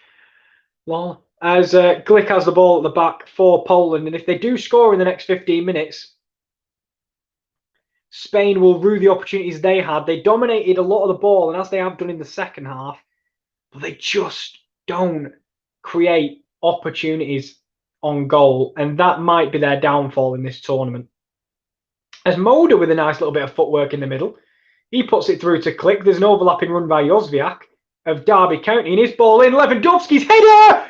And it's in! They're going to complain about a nudge, but Lewandowski, the man who missed a golden opportunity in the first half, heads Poland back level, and Peter was right. I'm not sure if he meant it because it was spoilers or not, but Lewandowski heads home for Poland. He may miss one opportunity. He does not miss the second. It is 1-1, and Poland are level with Spain, who, as I said, will rue the missed opportunities. Josh, come back in. It's 1-1. Got to get on our hands now, haven't we?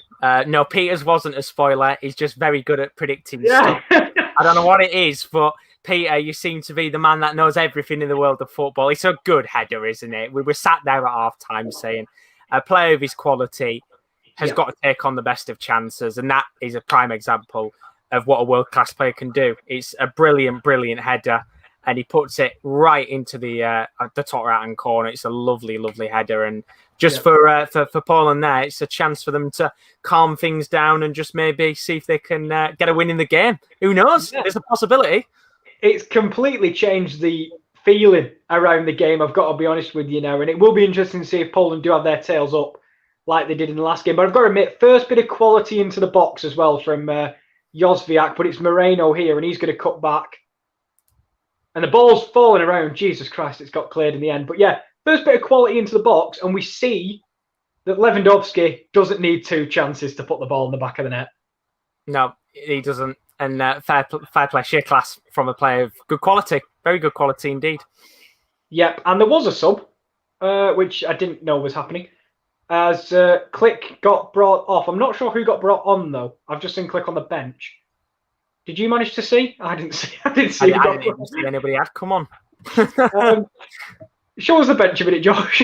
Click's on. So, Kozlowski has come on. Kozlowski. That's fantastic for pronunciation, isn't it? Great. Really glad he's come on.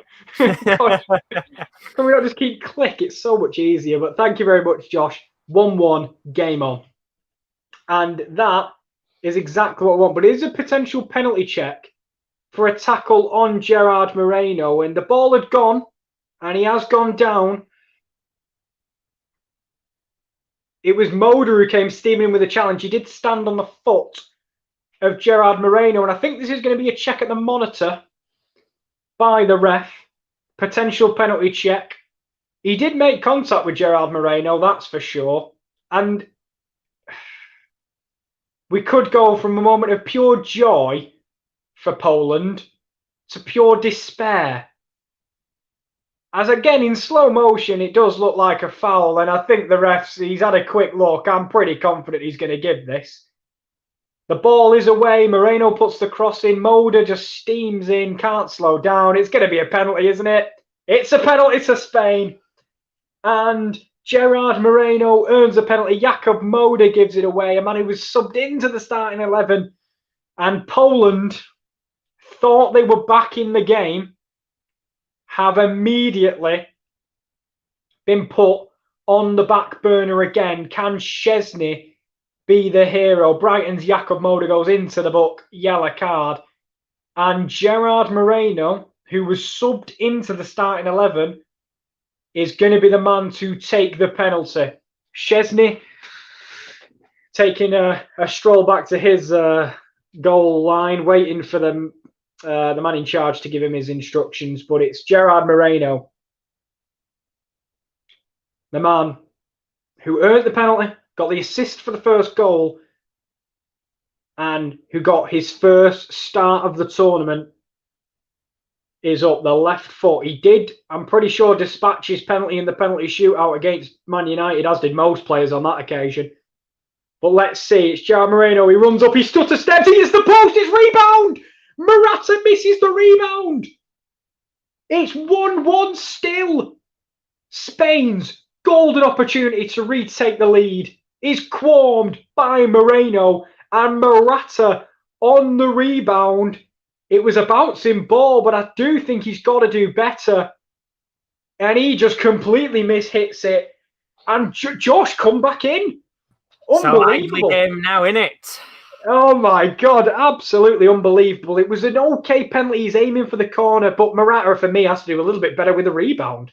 I don't think he was expecting it to be missed more than anything. I think he wasn't aware of the situation. That's the only thing I can say to maybe save him in that one, but it's come to life this game now. I mean, obviously, let's not forget, a draw for Poland would still keep them in it, and they'd go down to the last day in this group as well, which would make it very, very exciting. I think we'd have pretty much 90% of the groups would be going down to the last day. But, I mean, Gerard Moreno gave him his praise, and it wasn't the best penalty in the world. He tried to get it into the bottom left-hand corner. He's just put a little bit too much on it, and Poland will to fight another day. Yeah, he was almost trying to be too accurate. He was trying to aim right for the corner. And it adds to the missed penalties we've seen in this tournament as well. A lot of missed penalties. I don't know what it is. Yeah, a bizarre curse, and it's obviously getting tense in the middle. I know you will have just seen it with Jozwiak getting booked. Players swarming the ref. He's got to try and get a bit of a lid on this one. But what an absolutely energetic start to the second half. And Poland, who would have been feeling hope back in the game, feeling despair when they gave a penalty, will be back hopeful again. But thank you very much, Josh. What a half. It's been absolutely non-stop so far. And it's Spain who... Are they throwing away another 2 points at this Euros? As Alba whips it in. Morata's touch is poor. They go down in the box again, but he's working hard, Morata. And I'm sure Chris will have something to say about his missed rebound. Because I've got to admit, he's got to do better. he's had a good game, Morata, but he's got to do better. And another man, Gerard Moreno, had a great game. But for me, he has to do better with the opportunity that was given to him there. And let me just see if you guys in the comments, and by the way, Peter, fantastic predictions by you, my friend. Did you predict a penalty? Not sure. Sorry, Rowan, but did someone mention Bellingham and CDM, K Bad Boy L? Thank you very much. We can work on it. It needs some work, Rowan. I'll be honest with you. As Cal put, this is an effing joke and bias towards Spain, totally unfair on Poland, but they missed the penalty. Maybe it's redemption, Kyle, for the poor decision. If you think it's a poor decision, of course, he did make contact, but we'll have to see. It was very late. As my outside bet for tomorrow is Turkey, who've not scored a goal, to beat group favourite Switzerland at 4-1. I've done £125. As if Turkey score first goal, it's all over. Poland to win 2-1 final score. That's Peter's bet. Thank you, Rowan, for coming back when you were Bellingham CDM. As he's gone for Turkey to beat Switzerland. I wouldn't be surprised. Switzerland have underperformed for me. They were really poor against Italy. I'm hoping for Switzerland, fingers crossed, but that's pure bias. And if you look back at my predictions for the tournament that we did, mine were all based on bias. I put Germany to win the tournament because they've got Ginter and Neuhaus and Hoffman. So, it's all based on bias, really. But there does seem to be another substitute getting ready for Poland, as he's, if you have it right, for Poland to win 2-1. And Ferran Torres is on for Dani Olmo. So a little bit more of an orthodox winger than Dani Olmo is, as it's headed back across goal by the Polish. And a little bit, it'd be nice now to see Lewandowski full of confidence and really take this Euros group and try and put a cat amongst the pigeons, because they've been really poor for about an hour, but in this half, they've been much better. Oh, sorry, my apologies. That was rude. We'll have to see if they can take this, because they'll have confidence from the goal, but then the confidence from the penalty miss as well from Gerard Moreno. Not his greatest moment, I'm sure, and the same can be said about the rebound, but we'll have to see. As I will get back to Peter's comment about the games tomorrow. I will be back tomorrow with Spain versus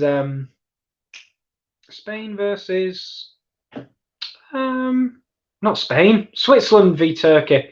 I'll be covering that one, and fingers crossed Switzerland get them. But I wouldn't be surprised if they do get minimum one goal, because they've not looked the greatest defensively, Switzerland, as the ball's whipped in and a good header clear by Kamil Glick now. And I'll be interested to see if all hands to the pump for Poland, because they are hanging on to their European dreams in this game. As we're looking back at a wonderful header by Lewandowski, and that is why he's the best number 9 in the world. He just outstrengths Laporte, not strong enough from the Man City man, and it's a brilliant header by Lewandowski into the bottom right-hand corner, and he really set this game alight, did the Bayern Munich front man, and he might just keep his nation holding on to hopes of a round of 16 spot with that header. But they have to keep out Spain for another 27 minutes. And if Peter's right, maybe they've got a goal of their own inside them now, as the ball is on the left with Jordi Alba. He goes for the early cross. Jozwiak, whose delivery set up Poland's first goal, was a brilliant delivery, by the way, from Jozwiak, I will say. A bit up and down at Derby, it really has been, but it's an absolutely brilliant ball into the box that Lewandowski could put his head on. And that final bit of quality that's been lacking for Poland finally came to fruition in this one. But let's see if Gerard Moreno can put that penalty miss behind him. And he's actually been dispossessed here by Poland, and it will be a good tackle by Koke. Back to Moreno. Lovely threaded through ball to Morata, who shoots across goal. And I think Szczesny got a touch on that. And it'll be a corner for Spain. Good save by Wojciech Szczesny. As looking back at that challenge by Koke, it's an absolutely brilliant challenge by him. And Morata went for the shot across goal, and it did get a touch from Wojciech Szczesny round the post by the Polish keeper for Juventus.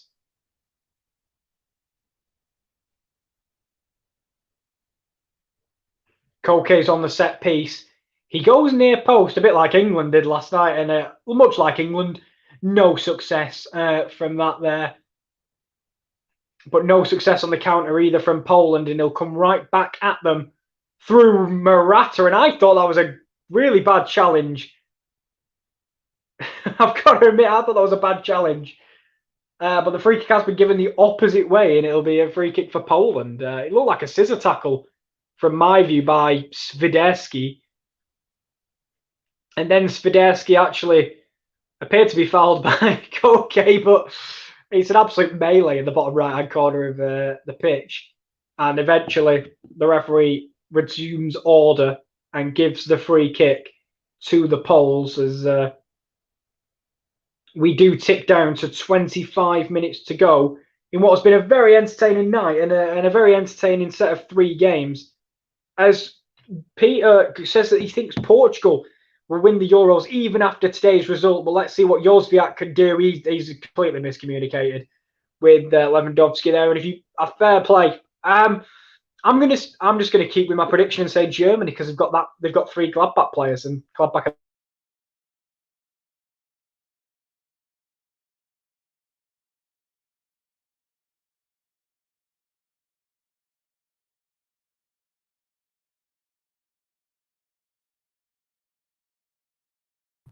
I think we may have lost Kieran. Apologies. I'll jump in for now while we wait for him to come back. Is he back? There we are.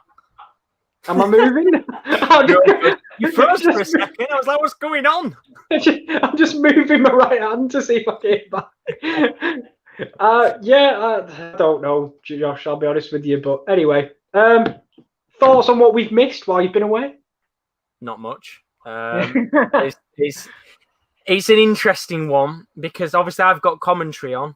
The penalty that was given to Spain, BBC and Danny Murphy, obviously his opinion's quite relevant, but he thought it wasn't a penalty and that justice was served with it being missed. He disagreed. He said it was. It was. So I've got no idea what's going on, as there's a chance I think Kieran's gone again. As frozen, all I can see is he looks as he's staring into the distance. Hopefully he'll come back in a second. His internet probably trying to fail him here, so he doesn't get to watch the last 20 minutes of this game. But I'll tell you something. As I said, there's not been much going on because it's been very stop-start. But with 20 minutes left here, if Poland can hold on and get a point, Spain must be worried. I was seeing on Twitter a lot of Spanish fans saying, is this a little bit of an existential crisis with Spain on trying to get goals in the back of the net and just maybe doing a little bit too much with the ball? And I think they could be right a little bit here. They're trying to do a little bit too much with the ball. Just get the ball in the back of the net. That's all Spanish fans want to see. And of course, when you have got a player like Morata up top, yes, he's going to miss a lot more chances.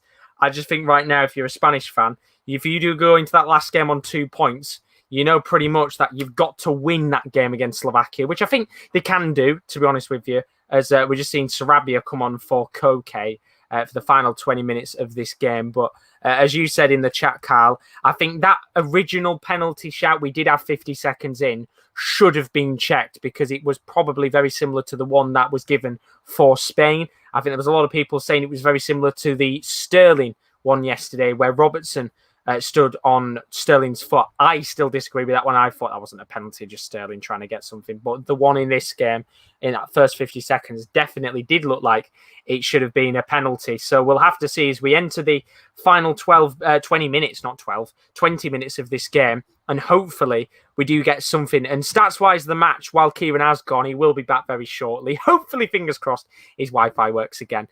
Spain have still had 76% possession in this game to Poland's 24%. They've had 9 shots free on target, Spain. Poland have had 5 shots, 2 on target. So again, it really does show you in this match how we have had a whole host of possession in this game. Apologies if you can't hear that, I will turn it down. They have had a whole host of possession in this game, Spain, but they've not really done much with the ball, and I think that has realistically been the problem. And now they've got the substitutes on, we should hopefully see a little bit more tenacity and flair in this team. But I think from what we've seen a lot of the big sides so far, it's quite interesting. We haven't seen the best of Spain in this tournament yet. We haven't seen the best of France after yesterday's game. Portugal haven't looked too good. that was Germany's first game. England looked terrible. A lot of the big teams so far, we haven't really had big performances from. And when you actually look across the board at the other international teams around the rest of the groups, I think the only two teams we can look at and say that have had good performances are probably Italy and Belgium, as Kieran is back in the building. Hopefully, Hi, all good mate. for 20 minutes. Oh, you're all right. I appear to have been a bit chilly because I've frozen for that bloody long. Anyway, what was you talking about? I'll come back in. Sorry to interrupt. Well, no, it's all right. What I was just saying before is I think it's really interesting. We're now at match day 2. We've got one match day left. There are only 2 big teams, well, 3, I would say, that have looked good. Italy, Belgium, who didn't look good in the first half. They only turned up when the big players came on. And Netherlands. I think we didn't see a good France today. I thought they were good, but they obviously weren't good enough to get a result. England were poor. Portugal were disappointing. Spain haven't been good. We haven't seen the best of the big boys yet. And I understand with Group F. I completely understand with that group because a lot is on the line. From match day 1, that was pretty much winner takes all. But for the rest of the groups, I think it makes for an interesting knockout stage because we're going to go into match day 3. It's looking like if Spain don't get something in this game, they've got to beat Slovakia or they could be knocked out. Well, in fact, they will be out. Portugal could be knocked out. It's making for quite an interesting knockout stage. It definitely is. And I think you've mentioned it there. If you think of actual 180 minutes of consistency, there's only one, and it's Italy. Because if you're talking 180 minutes, if you look at Belgium, we've seen weaknesses in the first half against Denmark. Look at Netherlands, the spell against Ukraine, they looked very poor. And I don't think they've been truly tested yet, I've got to admit. And I think Italy are the only one for me that have been 180 minutes of brilliance. And as the competition progresses, they'll be the one with a little bit more pressure because they've been so good so far. They're the one everyone's talking about. Yeah, and I think that will be something which will continue on. The good record that they've got, the amount of goals they've scored. It has now gone from being a team that has realistically not had much pressure on them to being the ones to watch as well. It's an interesting tournament, and as time goes on, I just wonder whether Italy will start to become a little bit of the bookies' favourites. I think they will do. Yeah, and I think that's why you've seen. I remember before the tournament, they did like a promo package with the fans and stuff, and they said we like not being spoken about. I think we perform better that way, and I think that's why Bonucci was shunning England have impressed, haven't they? They just don't want to be talked about. They want to be the team that go under everyone's radar and string together an absolutely fantastic tournament. A little bit like Croatia at 2018. And before you know it, they're a semi-finalist or a finalist in their sense. And that's what they're doing. And we'll see as the pressure grows, which teams will come out on top. And I think we've seen a lot of teams already, as you say, look a little bit shaky. It'll make for an interesting knockout stage because if a few of those teams do go in a little bit groggy and shaky and they do come up against each other, then it will make for quite interesting games. And I think a lot of these teams will get better as the tournament goes on. Yeah. I think a great example was Portugal, wasn't it? In 2016, they got better as time continued. But I think so far, I really do hope, and I know Peter said it in the chat, I can see Poland catching them on the break soon. I really hope Poland can get something out of this because if they do, then Spain are in real trouble. If they win, then Spain are in desperate trouble. If Poland beat them, they are in huge trouble going into that game against Slovakia, who were arguably the informed team of the group. Yeah, and I think that's one thing. Maybe we talked about this last night when or was it? Yeah, I think it might have been the other day where they were like, they'll play Scotland in the final game, so maybe they're resting on the fact they can get a result there. You can't, because France would have expected to go to Hungary today and get a result. They got a point, but it's not what they will have wanted. And I think Spain are a team, and it's what we said earlier. They've had so much possession. But that's been their downfall. Sorry, downfall. It's all right. As Louis did put in the chat, I'm worried if we get to the final and we play Finland, we're guaranteed to lose because Pookie's deadly. How are you doing, Louis? It's nice to see you. So, I mean, to be fair, Finland only need a point, and they might just make it through. And this is the thing, when you go around the groups and how it's looking, Group A, we are looking potentially at seeing Wales go through, which I think, credit to them, I think they do deserve to go through. Yep. In Finland's group, we could see Finland go through. There's the chance that one of Poland, Slovakia, or Sweden are going to make it through. England's group, could Scotland do it? Czech Republic are going through. When you actually look at the potential of the round of 16 lineup, on paper, it could actually be the weakest it's ever been. I'm saying that with quotation marks because I personally, obviously, the teams that have got through deserve to be there. But it might not be the round of 16 we expect. Let's go surprising. We'll avoid saying weak. We'll say surprising. Weak. Okay, fair enough. We'll say weak. And I'm saying weak because had we gone into this tournament, nobody expected Finland to go through. And obviously, the situation with Finland is very different because of what happened. But nobody expected Finland to make it. I don't think anybody expected, or really many expected, Slovakia to make it. It was Spain and Poland who were the two favourites to win that group. I think Wales in that group weren't expected. I think they were underdogs. Yeah. There's a lot of teams in most groups. Czech Republic, I think a lot of us expected them to finish third or fourth. There's a lot of teams in all the groups that, realistically, the fact that they're going into that last match day with something to play for is a credit to them. And Hungary is the best example of a team that everybody was saying they are going to be they're going to get battered in every single game. They're going into match day 3 with a real chance of potentially making it through to the next round. And as things stand, which is probably one of the more shocking things for me anyways, there's only 2 teams on 0 points. Yeah. Sorry, I was just seeing a Poland attack, but I'm behind. It's all right, carry on. No, it's all right. I'm going to go back to a point. It was in the stream I did earlier on. It was Louis who said, in my personal opinion, I think the Euros is harder to win than the World Cup. And I agree with him because I said there's a lot of South American and African sides that are a little bit weaker in the world. Teams that do make it to the World Cup that don't in Europe. And I think there's a lot of European sides. I was saying earlier, Bosnia and not Tunisia, Bosnia and Serbia, 2 teams that have missed out. Yeah, that are good enough in quality that could have been here. And I think that's a credit to the European nations. There's some tough sides. Yeah, and it's also why we were talking the other day, maybe if they did 8 groups, to get the round of 16 rather than the third place thing. Because there is a few European teams that have missed out on this occasion. Northern Ireland, Josh, great side. That unfortunately can't be here. But I agree. I think and also, I feel like all the teams are a lot tighter as well in Europe. Like there's no massive stretch between teams. Like you look at Finland and Denmark the other day, there's not a massive gap in quality, or there wasn't evidence on the pitch of that anyway. Yeah, exactly. And it's a credit to the nations because obviously it has been a bit of a slow burner in the group stages, but what it has been is it has been competitive. There's not been many games where teams have won by big margins. Most of the games have been by a goal, 2 goals tops. I'm trying to think of a game where some teams won by 3. Probably only Italy has gone and done that. Belgium, of course, in their game against Russia. Yeah, there's not been many games where teams have been completely opened up and caved in. And that's a credit to all the sides in the tournament.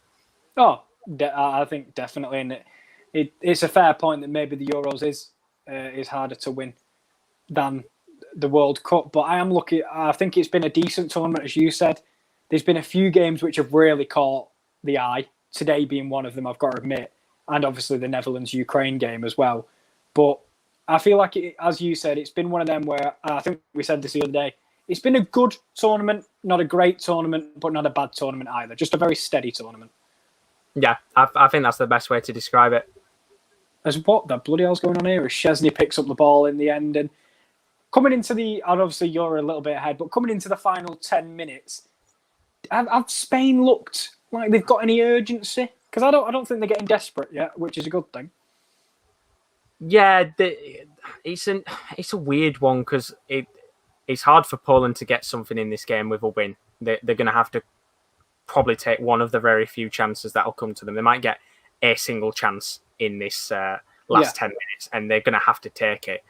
But for Spain, obviously, they're not a team that are built around the last 10 or 15 minutes, they'll just go for it. They will play with the same style till the very end of the game. You know, the days of the tiki-taka, they didn't stop tiki-taka in the 80th minute. They would play it until the ref blew his whistle. And very similar here. They just continue on in the same style, trying the hardest to get a goal.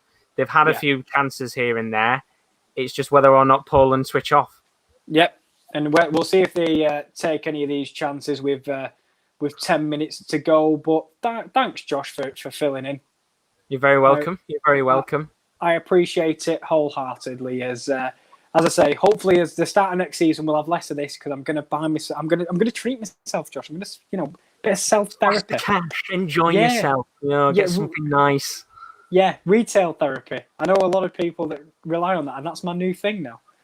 I know Louis quickly put in the chat, will I be heading to the game against Newcastle? It depends when it is to whether I could or not. I mean, it'd be a nice for pre-season, yeah. It'd be a nice game to go to, but it all depends time-wise when it is and that, because I guess obviously pre-season for EFL clubs will probably start a little bit earlier than some of the other top clubs, but I'll have to see. Might be a good game to go to.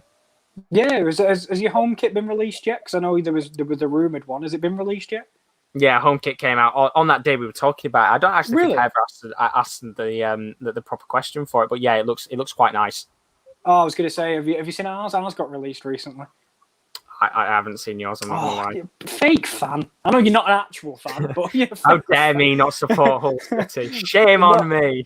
It's got because I'm just seeing like a break for a minute. It's like, do you know the old like sash, but it also looks a little bit like a tire. You'll have to look at it. It's like a tire mark. I will have a look for you in the background, and I will. I'll give you my opinion. It divides opinion. I personally like it, but you'll have to let me know what you think as well. I'll have a gander. Thank you very much. Thanks, Josh, as he's gone off to do the homework that I've just randomly set him. It's Poland's opportunity, and I do hope we'll be bringing Josh back in because I hope there's a goal to talk about. As the ball is whipped towards the back post, Kamil Glik is the one there. It's gone over him to Lewandowski, and his cross. He's definitely better in the box than putting crosses into it, that's for sure. As Ferran Torres holds the ball up and Alba gets it away.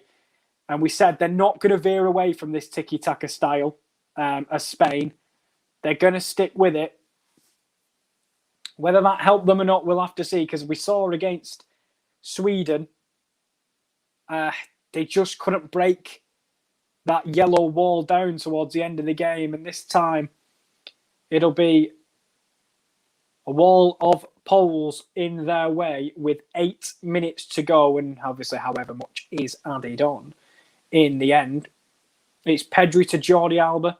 Jordi Alba gets across, and it's going to be hit. It's going to be headed clear by Glick.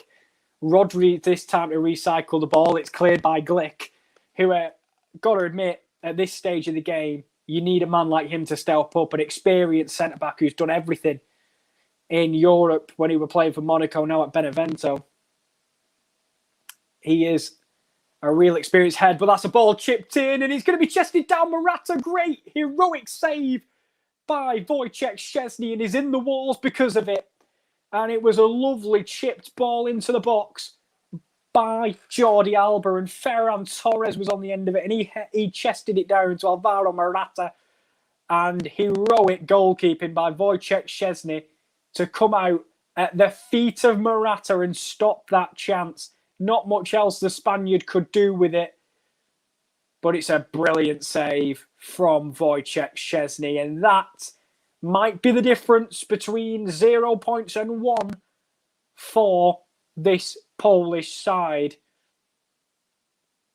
You wonder whether when the ball was chipped in, it should have been taken at the first opportunity rather than chesting it down, but I'm unsure myself. I think he tries to pick out Morata, who maybe was in a better position, but he did not finish it. And on comes Davidovic, and Jan Bednarek is going to be the one replaced. He doesn't look happy about it, I'll be honest.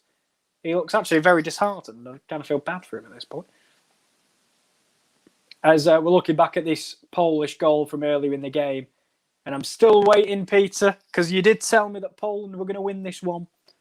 But unfortunately, the moment they're have to settle for a point. But we haven't had as we mentioned yesterday, we haven't had a late winner in this tournament, and we're hoping today, maybe it's the day for a late winner, which would be absolutely delightful with 5 minutes to go. As Louis has asked me about any subs I'd make for either side. I'll be honest with you, Louis, my friend. I'd have to know how many they've already made, because I'm pretty sure Poland will be creeping up to their substitution limit. My apologies, I've just nearly broke something. And they will make, I think, their final change. Davidovic and Linetti as well coming on for Jakub Moder, who gave away the penalty. If Spain have any more subs, I would personally like to see Oyarzabal or Adama Traore, but I'm not sure how many subs they've got left, Louis, my friend. But thank you for the question. I'd make that sub personally, either Adama or Oyarzabal at this point. Because I know Sarabia got brought on. I know Fabian has been brought on as well. And I'm not sure if they've changed the man on the right wing either. I can't remember if Sarabia is occupying the right wing at the moment. But Jozwiak, the right fullback for Poland, can get it clear. It's into the feet of Lewandowski. And what a moment it'd be for that man to get his first goal in this tournament. But if he could get a double and give his nation a monumental victory, a historic one, especially for Poland, who've only beaten Spain once in the past, thanks to Josh, who told me that at the start of the game, because I wouldn't have been able to know the head-to-head record between these two. But Poland on the one win in the past fixtures. As Morata is the one to be replaced, and who will be the man to take his place? As the fans, to be fair, respectful, seem to be happy with Morata's performance, and it will be Mikola Oyarzabal. And I'm glad, because I'm a big fan of the Sociedad winger. But it'll be Poland with the set piece. It's at Lewandowski at the back post. And again, he's the one on the left putting crosses into the box. And I'd rather him be the one in the box rather than putting the crosses into the box. But it's just nitpicking from me, to be honest with you. He was the one free at the back again. And with 3 minutes to go, you've got to think Spain have got to have a little bit more urgency. Oyarzabal has gone down the middle for Spain. As Sarabia is the one on the right, it's Marcos Llorente, and he goes back to Laporte. Torres, centre-halves occupying positions just past the halfway line now into Poland territory. But again, there's a lot of safe possession from Spain, but they're not doing too much in the way of chances with it. And Poland are getting people in and around the ball on Fabian, the Napoli midfielder, who is a player again. I'd like to see a little bit more of him in this tournament, but hasn't really put his mark on the game since being subbed on. As confirmation that Oyarzabal has come on for Alvaro Morata.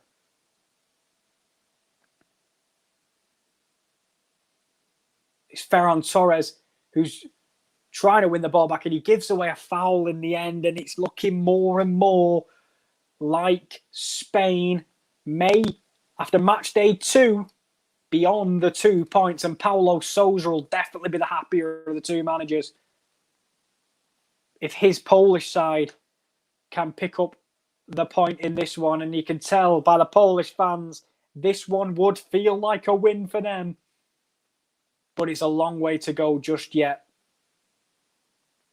Szczesny on the free kick that was deep to the right-hand side of his area. And the ball goes long. Lewandowski gets beat in the air by Rodri, but it's a hell of a sliding tackle. And Poland trying to win the ball back, and they've earned a throw-in high up the pitch. And this is a real opportunity now for Poland to trouble Unai Simon in the Spanish goal.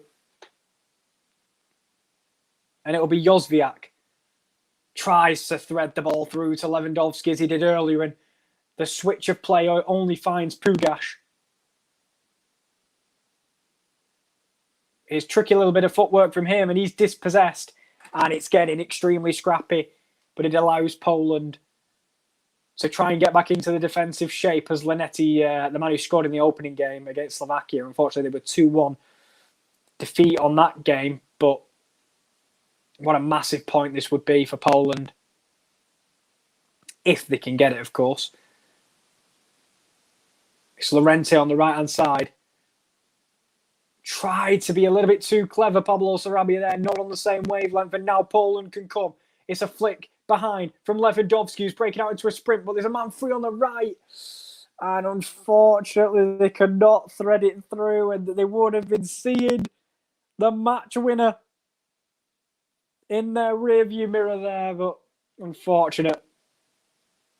But they do have the ball back, to be fair to Poland, and 5 minutes of additional time as a Yazabal blocks that one. And it goes out for a throw-in to Poland.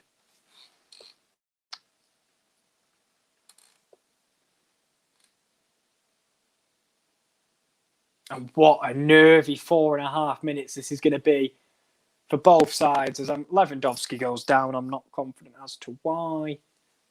He's having a little bit of a... He's had a battle today with Laporte. He definitely won it earlier with the challenge he made.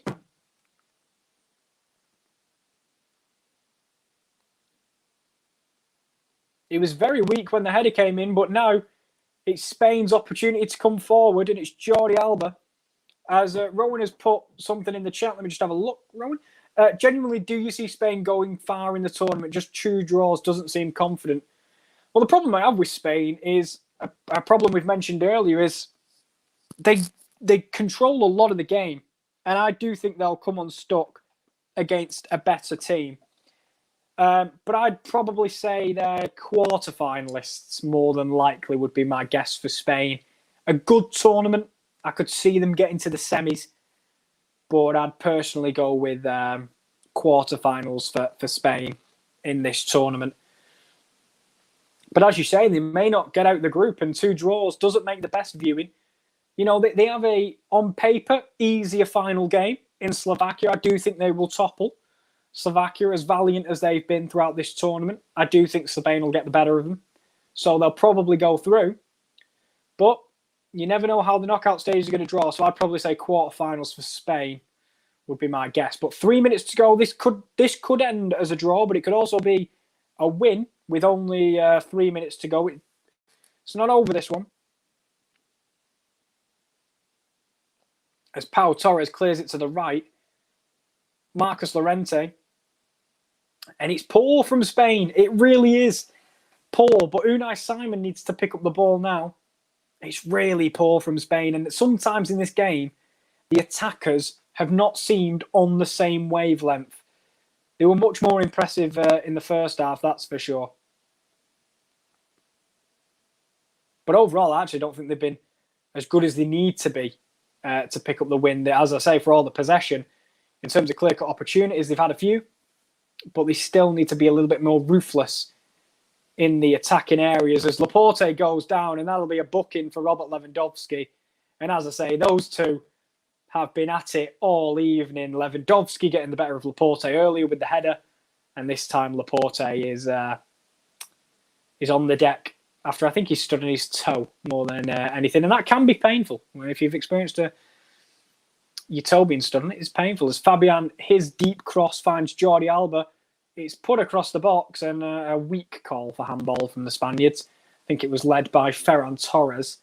I don't think that's ever going to get given. It was poor from him. But with a minute and a half to go, Spain sticking to their guns, playing the way they have done all game long. And it might not be enough, but we'll see. It's Llorente into the box. And it'll be cleared by Poland. A few protests for a penalty, but very, very small calls, I would say, as it's on the edge of the box here. Poland have done well. Will it be their turn to counter-attack? And it's a really smart tackle by Rodri to break that up with a minute to go. And I think this could be it now.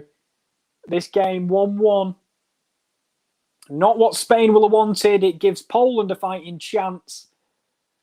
But Poland will have one last hit upfield.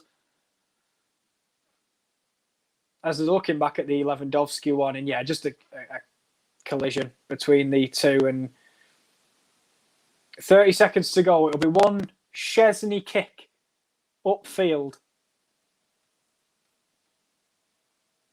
And it'll go all the way out at the other end. And time is running out for Spain. They've got 15 seconds. I think tiki-taka might have to go out the window at this point and just hoof it long. But Pau Torres will square it. It's nervy from Torres. It'll go to Laporte. Llorente, referee's looking at his watch. 5 seconds to go. Ref blows up and another poor point for Spain in a game which we'll reflect on, and they'll have all the possession. But it's not good enough for the 3 points. Poland give themselves a fighting chance through their star man Lewandowski, who missed a sitter in the first half but headed home an equaliser. Josh, your thoughts? Spain, bit toothless again, really, from them. Yeah, it's one of those, we said earlier, they'll not change the way that they play regardless of whether there was 10 or 10 minutes or 10 seconds left. And, you know, as we said before, they stuck to their guns. They continued to pass about. Didn't really show much in the final third, and that'll be the big worry as they get later into the tournament. If they do get it, let's not forget, they're not through yet, but it's one of those where I think ultimately that will be the worry. And they go into that last game against Slovakia, 2 points behind them, which is crazy. I don't think many people would have expected that. Yeah. And Group E is blown wide open. 1 point, 2 point, 3 point, 4 point. Anybody's to take. They've all got feasibly good goal differences. You know, let's be honest. It could be a feisty final day of action in Group E, couldn't it? We could see Spain finish bottom, potentially. We could see them finish top, and that's the magic of this group with how things are panning out. And I think Kieran's for us, and he's been booted out anyway, so I'll just keep it going. You know, we'll talk about the stats for a second of the match. You know, we saw Spain with 77% possession, a hell of a lot of possession of the ball, 12 shots, 5 on target. Poland with 5 shots, 2 on target, only 23% possession. And you've got to say that at points, Poland looked better with the few bits of possession that they had than Spain. And ultimately, I think if you're a Spanish fan, I think there were a few people booing in the crowd. They're not happy with what they've seen. And there is a real potential chance that they could find themselves knocked out of the European Championships if they do not get a win. They have to beat Slovakia, or else they're going to be out of the competition, which would be unbelievable. Absolutely crazy indeed. And hopefully we do get a very feisty final day of action, which will be certainly coming in the next few days. And talking about things coming over the next few days on the channel, this is what's to come on the channel over the next few days. We've got Italy, Wales and Switzerland up against Turkey. You can join Kale and Rowan tomorrow live for that from 10 to 5. Should be very good indeed. Austria, Ukraine, and Netherlands against North Macedonia. That's at 10 to 5 on the 21st of June. That's on Monday. Then Tuesday, we've got, Monday night still, Finland, Belgium, Russia, Denmark. That's going to be a cracker of an end. Remember, Finland only need a point against Belgium to go through. Czech Republic against England, Croatia, Scotland. That group is completely open on the last day of action. Should be very good indeed. And then, of course, we have the other action from Group E and F still to come over the next few days. It's a very, very exciting final end to the groups, isn't it? There is loads to look forward to on the channel over the next few days. It's going to be very, very exciting indeed to see what goes on as well. If you're being honest, 5 or 6 of the groups are still open, and that's what makes it interesting indeed. Don't forget, check out our social media as always. Our Twitter is @the_top corner, and our Instagram is _sportscorner_. Do go and check that out. Highly recommended if you do so to find out when we do go live. But the boys will be back tomorrow. Match day 3 is underway. There's only 2 games tomorrow, unfortunately. They are Italy, Wales, and Switzerland, Turkey. You can join Rowan and Kale tomorrow from 10 to 5. I'll be back the day afterwards for all the action with North Macedonia, Netherlands. And of course, the game I'll be watching is Ukraine, Austria. But for those of you in the stream, don't forget to leave a like and subscription if you are new to the channel. As always, thank you very much to Peter, to Kyle, to everybody else in the stream, leaving your comments. And we will see you tomorrow for a grandstand finish of action. The Euros are just getting started. Good night.